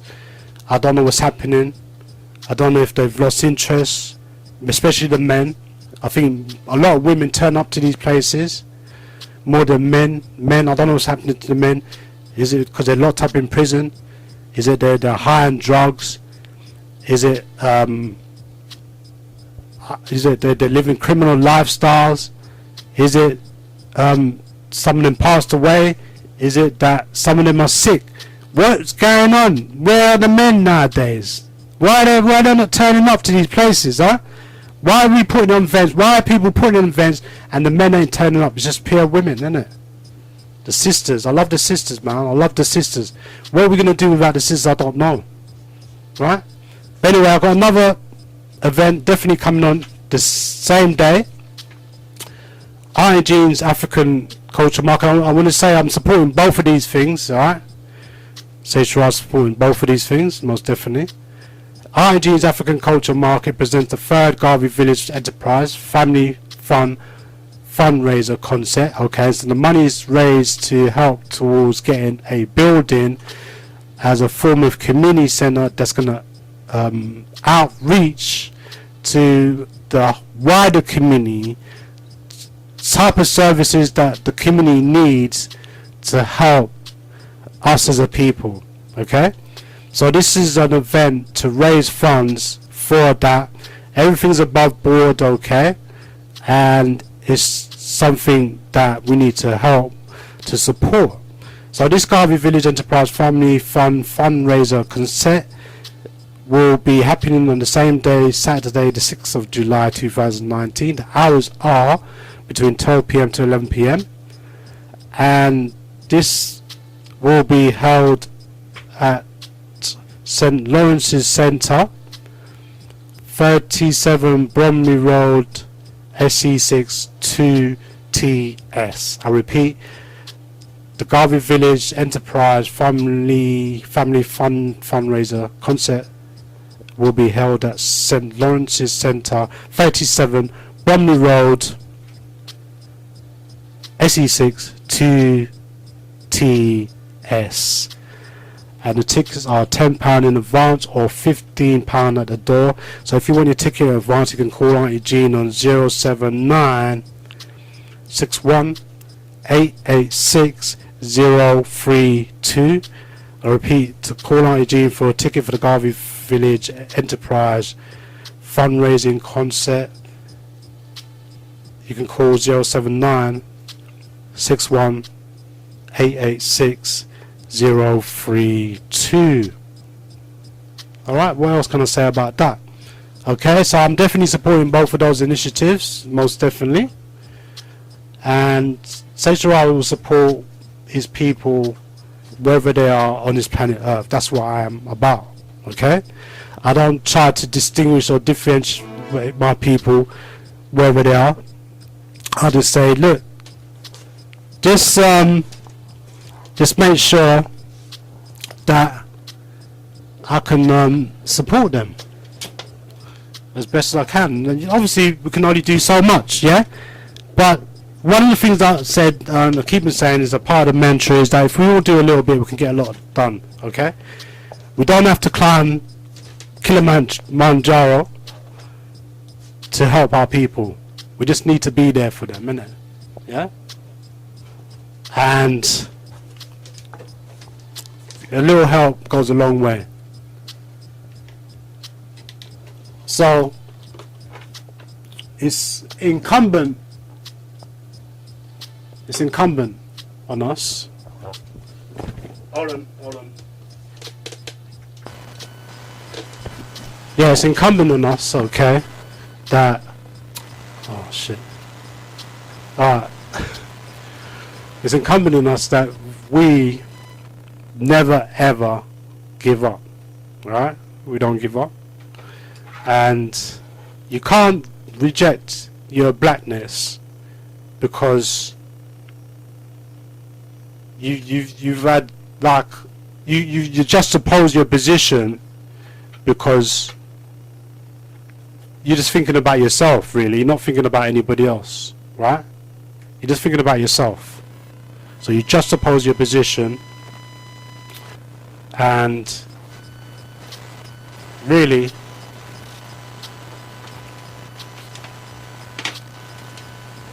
right, I know what's happening. Really, you can't like I mean if you really think about it, that's how you want to be, right? If you really saying, oh, you're not black no more, you don't want to be black no more, it's not about black issues and problems and issues. If you don't paint yourself white, then innit, do a Vice Cartel, innit? That's how you want to be. You know what I'm saying? But don't try and fool people. You know what I'm saying? Don't try and fool people, okay, and deceive people, okay? Because that's not strength for us. That's not going to help the younger generation. Do you get what I'm saying? Yeah? You got people talking stuff that's not helping the younger generation, not giving them strength. And one of the things I was thinking about is that we need to be looking at is how can we find ways to inspire the younger generation? Okay, think of different ideas that we can develop or create to inspire our young generation. And you know, the things that we need to do to kind of put them in place, put them in a better place. Alright, so okay.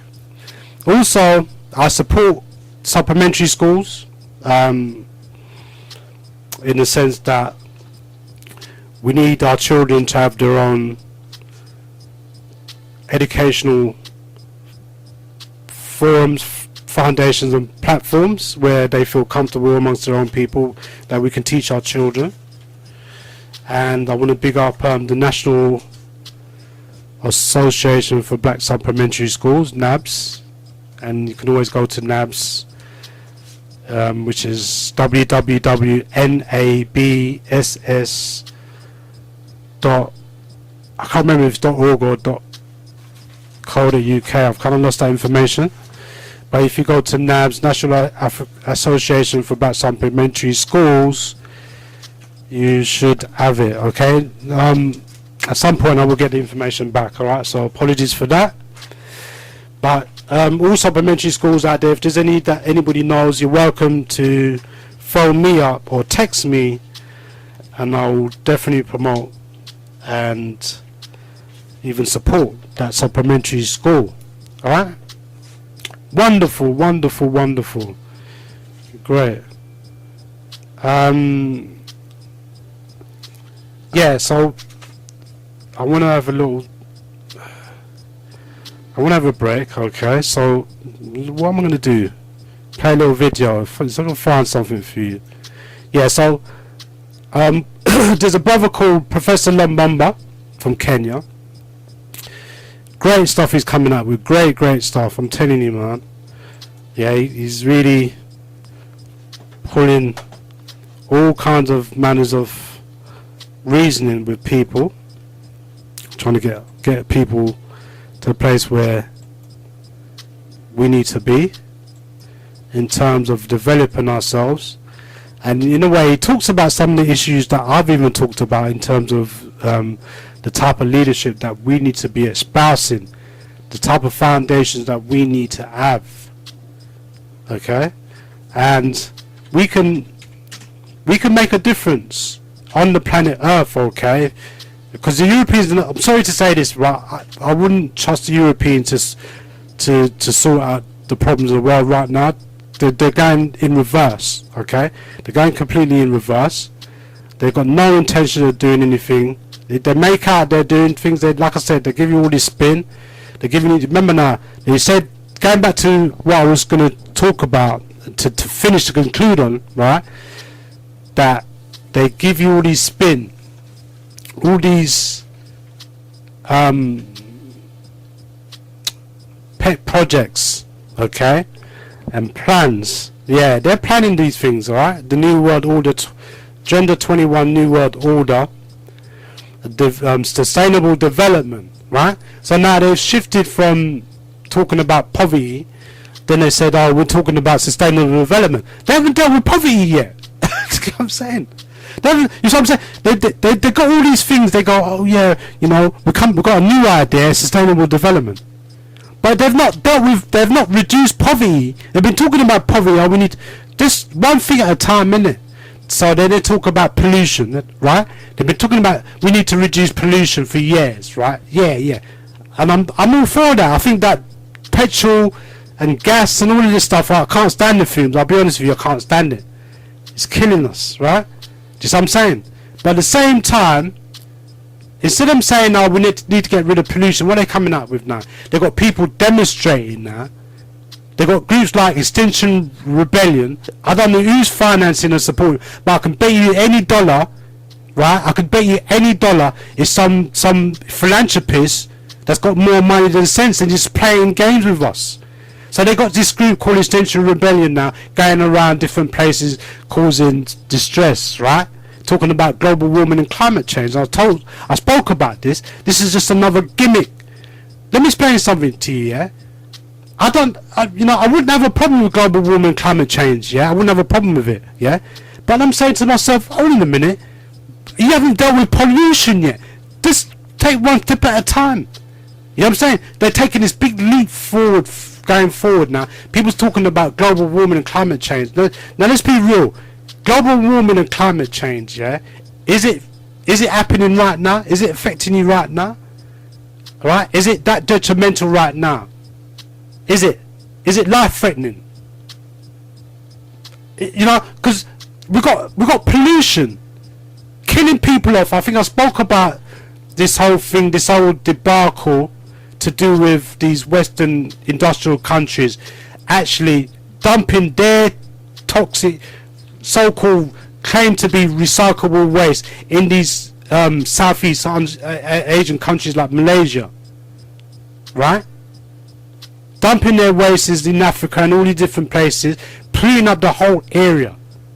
They everywhere they go, they create the most pollution, and they don't clean it up.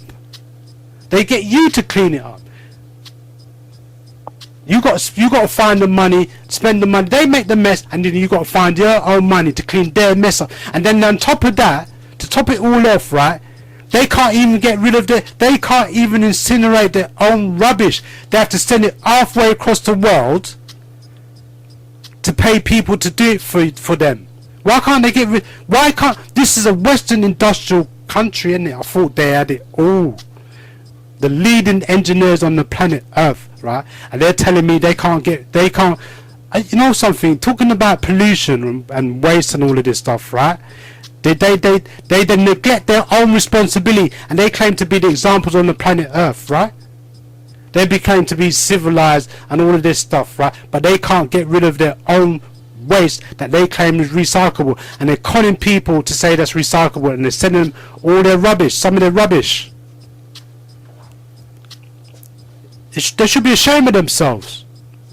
But anyway, you know, it's only just recently somebody was saying to me, I found out they were saying that they dump all this stuff into the Thames, innit? So I thought to myself, wow, the Thames is polluted. They dump our waste into the Thames, you know. That's why it looks so dark. The Thames is shitty, man. Straight up. You think this is a civilized country, innit? And they could do certain things, yeah? But then you find out there's certain things they're not doing, and you think, right, how civilized is this country really? Come on, man. We've got to wake our people up. Anyway, yeah. So as I was saying, Professor Lumba, I want to big him up. I think he's definitely saying something. Like I said earlier, you know, I don't mind watching YouTube videos and all of this stuff, and you sending me stuff, and you know, I'm not really, you know, I like reading stuff, yeah, I like reading stuff. And so there was some stuff on him that I wanted to read about, to do with he was talking about the leaders are there to keep Africa poor. You know what I'm saying? That's what they're there for. To keep Africa poor, underdeveloped and impoverished. And so far, this what I'm saying is the leadership is a black and white thing, isn't it? Yeah? It's not just a white thing, and it's not just a black thing. It's a black and white thing. They're in cahoot with each other, right? Yeah? And they're getting paid. That's what's happening. Okay? You got to be able to change that. That's part of the corruption. Is that the black leaders are easily manipulated. Easy to manipulate. Right? Easy to tempt these leaders. And in another sense, right?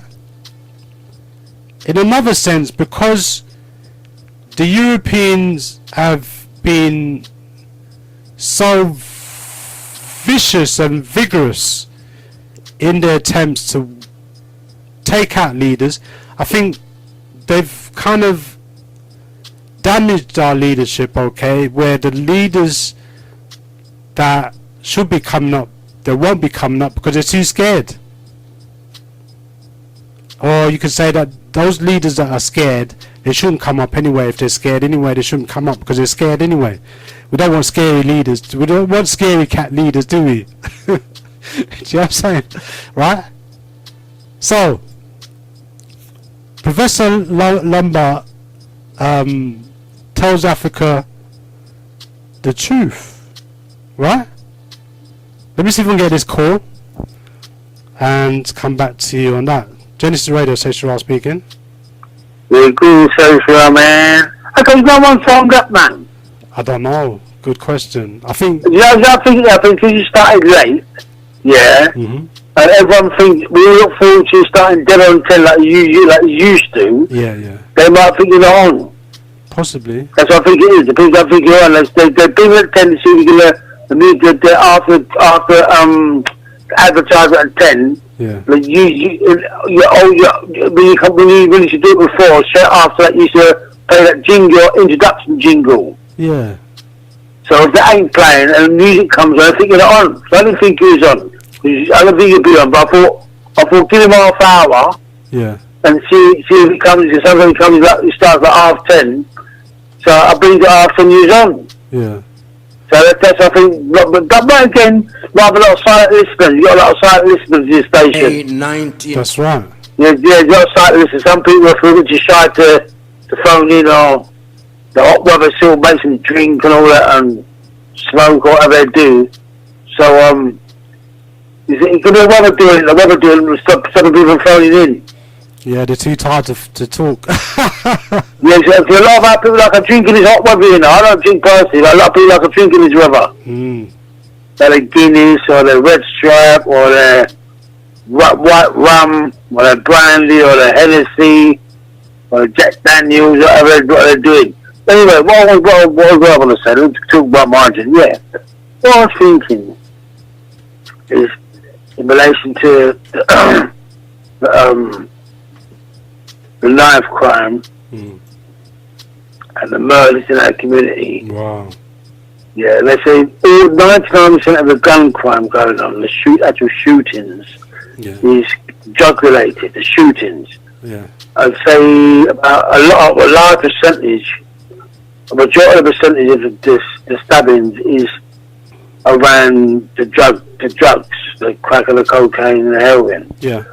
Dealers, like the youth, the county lines, a lot of the youth selling it for elder people. The majority of drugs sold in London, in Britain at the moment, is by youth under the age of 18.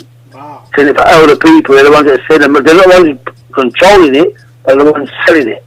And there's a lot of robbery, people try to rob them and they stab them and shoot them, or someone owes them money, like a woman. I bet a lot of pregnant women that actually take A-class drugs too, you know. So, you know, whether it was pregnant or not, or it's a man, skint on or homeless, or if they don't pay up one time, they harm them. Anyway, a lot of this drug crime is drug related, and the biggest criminal money earner on the streets, so I don't know about in the government and in the corporation, but on the streets, the biggest money earner, which involves billions of pounds a year in this country, is drugs. So that means we need to have billions of pounds. That means politicians involved, police involved, judges involved, etc., etc. And what I was thinking, I was reminiscing back in the day when I knew what was going on in the criminal world, where I knew of and knew people, white people mostly, and who knew a lot of white gangsters, and they were saying they control the police, and they pay the police to arrest people, rival criminals, and set up people that have drugs, shipping in drugs, so the police take the drugs off a person and give it to the criminal gang to sell for them, or the police sell it themselves, whatever. So there's a lot of involvement of the police, or the judges, the barristers involved with the what they call them, the mob. The top white criminals in this country, they call them mob. They don't call them criminals or gangsters. They call them mob. They look like a mafia, so the English version of the American mafia, but the English version of it. Yeah. Anyway, we involved Jews, Irish, Scottish, and English mostly. Yeah. Anyway, and a lot of Asians, but and Turks, but they say their backgrounds. Anyway, I was thinking that the drug barons could afford to pay every policeman £1,000 a week to stop working and let their drugs run free. And it would be profitable for the drug barons to earn billions of pounds a year. It'd be nothing. It'd be like have the wages of £20,000. It'd be letting to do that to pay every policeman in Britain £1,000 a week to stop working. These drug barons would be like half a pence out of £20,000 to them. Yeah. To pay every policeman, involve billions of pounds. So them drug dealers can afford to pay every policeman that works in Britain, England, when these drugs are sold, £1,000 a week cash to stop working, and it'd be nothing to them. Yeah, and as I say, police corruption is based on bribery and money, etc. And that would be say 10 times more than they get anyway. The police would be getting if they're working full time overtime. Anyway, the grime music I'm very suspicious about, because that is what my experience when I was in London was mainly the ones that were getting like millions of views on their millions of hits on their songs. Yeah. Are being produced by some black guys in studios like East London and Brixton, etc. A lot of the youths I come across, they were actually selling crack cocaine and heroin for elder people, the ones that were actually rapping on the songs. And that is the misogyny, the criminal element, the violence, lyrics, the incitement to violence, the promotion of gang culture, the promotion of easy money making, and the violence that comes with protecting your drugs, etc. The violence that comes with the young gangster, the young criminal element, drug seller is all involved in that grime music and drill, but mostly grime. So in a grime culture, of the music and a grime lyrical content. And that Stormzy, he seems to be getting bigged up by Jay-Z, because Jay-Z, he said that this is well known that he spoke to Jay-Z about being one of the biggest, about being the biggest. What's he do while he's being the biggest actor in Glastonbury? Yeah. Well, so he spoke with Jay-Z about it. The biggest promoter of American criminal element in the hip hop music in America, and it comes with you over there to being a gangster, fuck life, drug selling, prostitute, the whole talk, Jay-Z, and he got advice from him what to do, and Stormzy seems to be promoting this drug youth, knife stabbing, misogynistic talk, promotion of gangs, promotion of drug selling, youth selling drugs in the grime music. So that's one point I want to make about Stormzy. But again, what do you do when you want to sell something and promote it? You market it, don't you? Yeah. So Mark Stormzy is a marketer of this drug selling, what these youth are doing, through doing the grime music, and not telling the youth, not having any direct lyrics of telling the youth not to do it. And what I want to emphasise mostly, the main point is this: ever since this drug business has got big, the police seem to abandon the streets, which I find very suspicious. And Boris Johnson, who could be our next Prime Minister, he is promoting and encouraging people to take cocaine. He claims that he took cocaine. Boris Johnson, going to be Prime Minister there. He installed at a university or something recently. There's other Luca. If they didn't... Hold on. Just be clear on this, okay? I just want to be clear. I know an MP did say that, but who did you say said it? Pardon? No, I know it was Michael Boris Johnson said he snorted cocaine and it made him sneeze.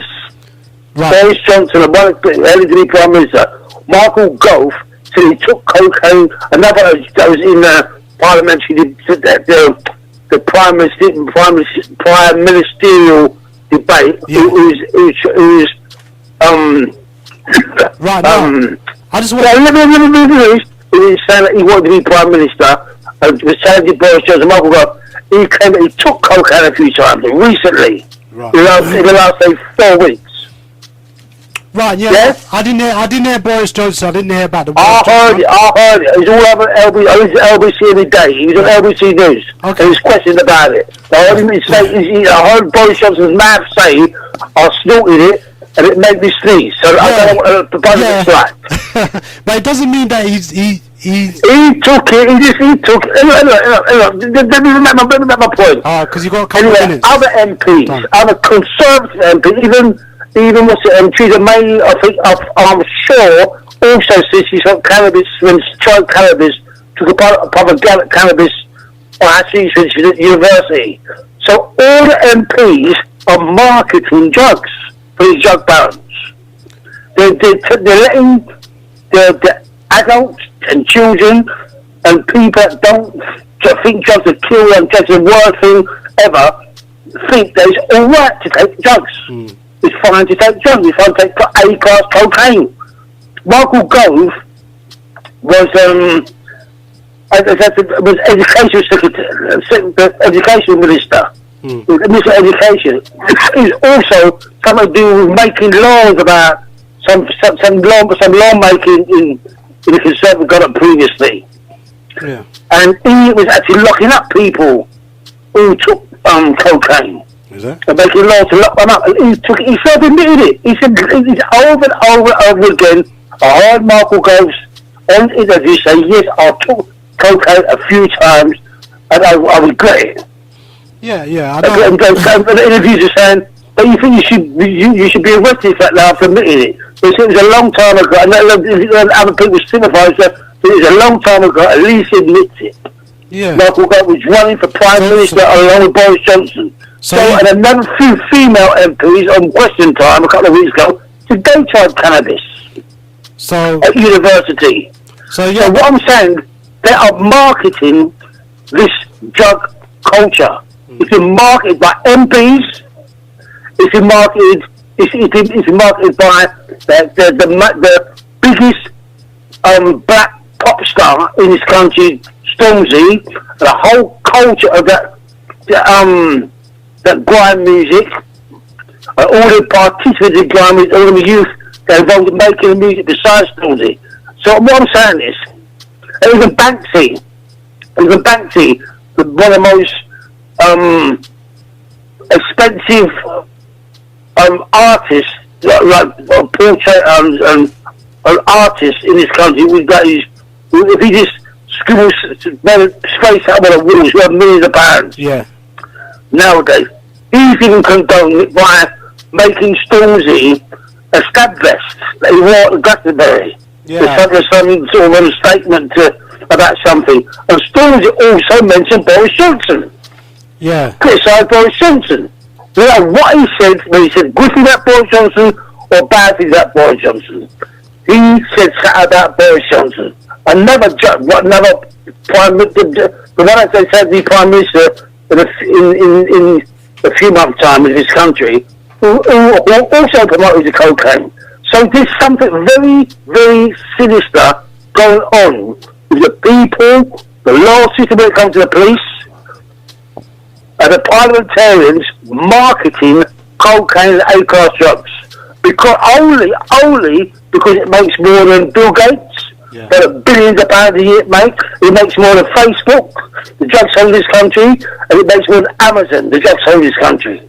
So you can, I can personally see why they would take these bribes from these drug barons to promote their product, which is A-class drugs. MPs and now Prime Minister, future Prime Minister.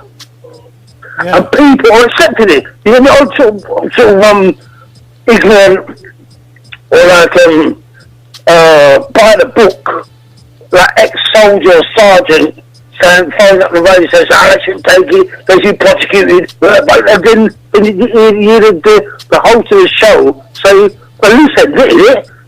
It's too long ago. You can't prosecute them now. And I said, what about Boris Johnson then? But Boris Johnson, he sniffed the cocaine and he sniffed it out. Yeah, but I don't believe that. I believe Boris took it. Boris might even take it. But again, what I'm saying is, Boris didn't have to admit that. But what I'm saying is, they are marketing these drugs. Yeah. So they're all this. So he proves that these people don't care about drugs in real life. But yet they're saying that they take it, but yet they won't legalise it. They won't legalise it because if they legalise it, that will put down the price of it. And they won't be getting their backhanders and pulling hundreds of millions of pounds which they're receiving off these billionaire drug barons. So you didn't look at it. So when they said it, yeah, because you're right, there was like, it looked like everybody was just turning out the information for political votes. Don't you think so? So did you say again? No, I'm saying that I thought one of the objectives was why these leaders were saying it. You know, some of these conservative MPs were saying that, you know, to get people to kind of follow them or you know support them, that they just by opening up that they will get people to see that they're just ordinary people, so they do things and make mistakes, so they're just looking compassion. I think parties are doing covertly to market these drugs so the drug barons make more money. They're being paid to do it by these people that earn £32 billion a year of the drug business in this country. Well, I mean, I never thought about looking at it like that. They're actually marking. It's political. Drugs is political. The only people that admit people seem to admit to the political side of drugs, and that how politicians have got a big hand in the drug business is the fact that it is in Miami, in America, where they admit that all the biggest hotels in Miami were made and built by drug money. Really? Yes. They admit it. They don't lie. Research it. They admit it. They lie about it. Mine was made and built from drug money. Yeah, some of them, yeah? Most of them. Wow. Most of them. The big time gangsters been interviewed and telling you this. Wow. But and also, there's been come on, if the CIA can flood America with cocaine to fund the Contra army. Come on, they admit it. You know, it's all documented. That's they admit it. Nigger Agua. You see the CIA and soldiers that were using the cocaine money being interviewed in court and admitting it on footage on an interview. Look. Yeah, it's no secret. As I say, it's all come out and open now. Yeah. But what I'm concerned about is the fact that the politicians in this country are marketing it. That sounds all right, we've done it, so that people who don't know nothing about drugs will probably sniff cocaine to kill you. Boris Johnson said it won't. Michael Gove said it won't. He took it loads of times. He was a journalist. And now he's an MP, he's a Minister of Education, and he's a Minister of something to do with making laws in the Conservative Party, and he said that when he was running to Boris Johnson and a few others were running to be the next Prime Minister after Theresa May. Yeah. It's all recent stuff, so they're marketing it. That sounds all right, we've done it, so more people will be told to take it. Well, I gotta admit, that's very astute of you to identify that. I'm sure. So what are they doing to our children now? Our children are taking it. A children taking it. I don't think our community take it. They're locking it up. But yet they've been encouraged by politicians to take it. Well, is that to make more money for the private prison system complex? Yeah, I know, but that wasn't in the contents of them actually saying that. But I know what you're saying. Beyond subliminally, that's the kind of message that they were. You got yes. Marketing that. So marketing it. So it's they lock up our youth for it. Yeah. And they know our youth are killing each other over it. What's the so same? They're marketing it. Well, it's the same thing with this whole thing to do with the ganja or the weed and all of this stuff. Okay, and they're making it. I mean, it's not legal in this country yet, right, or wherever. Yet, the Griffiths say yet. Yeah, I think it's gonna be. But you see, in America and different places like that, or Canada, Colorado mainly. Yeah. They're California, like places, legal. Not all the states, but obviously, California is one of the states where they're making millions. But you see, it's another example of injustices that some of our people have suffered. Young people, old people have suffered for just having something natural around them, and them being penalised for it. They won't be exonerated for being criminalised for it, but yet it's legal. So people won't be criminalised for something that they say. This is what I'm saying, the difference in how the European sort of, Anglo-Western culture operates amongst themselves, how they dictate policies and laws when and how it suits them. Yeah. Another thing I wanted to say, which I've been contemplating about recently, what I'm saying is one thing, before you go, what I'm saying is, I can't see why the Caribbean and African governments, okay? I can't hear you say again? I can't see why is it that the African countries, leaders, and the Caribbean countries' leaders, okay, right? Why do they need the European system to tell them if they can grow weed? Or if they can sell weed or whatever? Why didn't they have to wait for them? Why do they have to get permission for? Why do they have to wait for their approval for them? California did it. Didn't, you know what I'm saying? So what I'm saying is, it's, we have to accept that, we're living under some serious domination. Domination, to get in reality, because all you were saying, every French-speaking country, the French government in Africa, the French government control the law. Every English-speaking country in Africa, the English control the law. That's right. That's the conquerors there. So they will determine what should be legitimate and what should be illegitimate in all countries. Yes. It hasn't changed at all since colonial days. I like the way you say that. Determined, because that's what I say, predetermined. They predetermine whether you live or die. Yes. With the poor or rich. Yes. If you work or don't work. But go on, what were you saying? The last point, because I've got to get out of here, yeah? Yeah, my last one. Mm-hmm.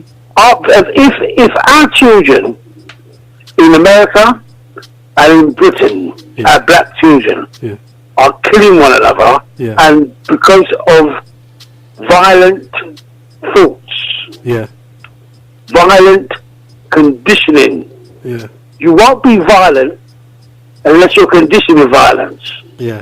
You'll be sad if you're conditioned with sadness. You'll be happy if you're conditioned with happiness. If you're violent, you'll be because you're conditioned with violence. Yes? That's right, because you're a product your eyes or your ears. Yeah, because you're a product of this environment. Yes. Or you're a product of what has been put inside you. What you're taking in. For your eyes and your ears. Anyway, that means our elders should be teaching them peaceful thoughts. How to think peacefully, calmly, rationally, non-conflictingly. So it's conflict that they've been conditioned to take part in. So our children should be conditioned with non-conflicting thoughts. Not aggressive thoughts, unaggressive thoughts. And where I find a lot of unaggressive thoughts is in ancient Greek philosophy. Or from ancient Greek philosophers. And the reason why I put out ancient Greek philosophy, I'm 100% sure that there's the savage, the savage history of the Europeans would never ever take that Greek philosophy. that all come from Africa. So it's the same way a lot of things in Europe were disguised as coming from Europe, and we let us know they come from Africa. It's the same way when Greek philosophy. I've come up now. I've come up now. Yeah, thank you. Big up. Big up every time. Thanks for your support and your time and your energy. Most definitely, yeah. All right. So look, just on that last point there, I think the schools need to play a major part in the non-conflict, educating young people into the non-conflict or resolution thinking or process or mindset that young people need to be getting into, so they can learn to develop those skills where they will avoid getting in conflict or avoid getting into conflict or deflating the situation, deflating any type of situation that they're going to get involved in. Find a way to deflate it without actually inflating it or inciting it or just getting involved in it, period. Okay? I think the kind of energy that is resonating is infectious, so that it the young people will be contaminated by this kind of behavior, and it's kind of like it's generating that kind of that energy, that cycle of energy, right? So basically we need to have a period where there's no killing. It would have to subside to where there's, for months there would be no killing before you can say, well, we're resonating that energy where young people won't be doing it because it's not happening.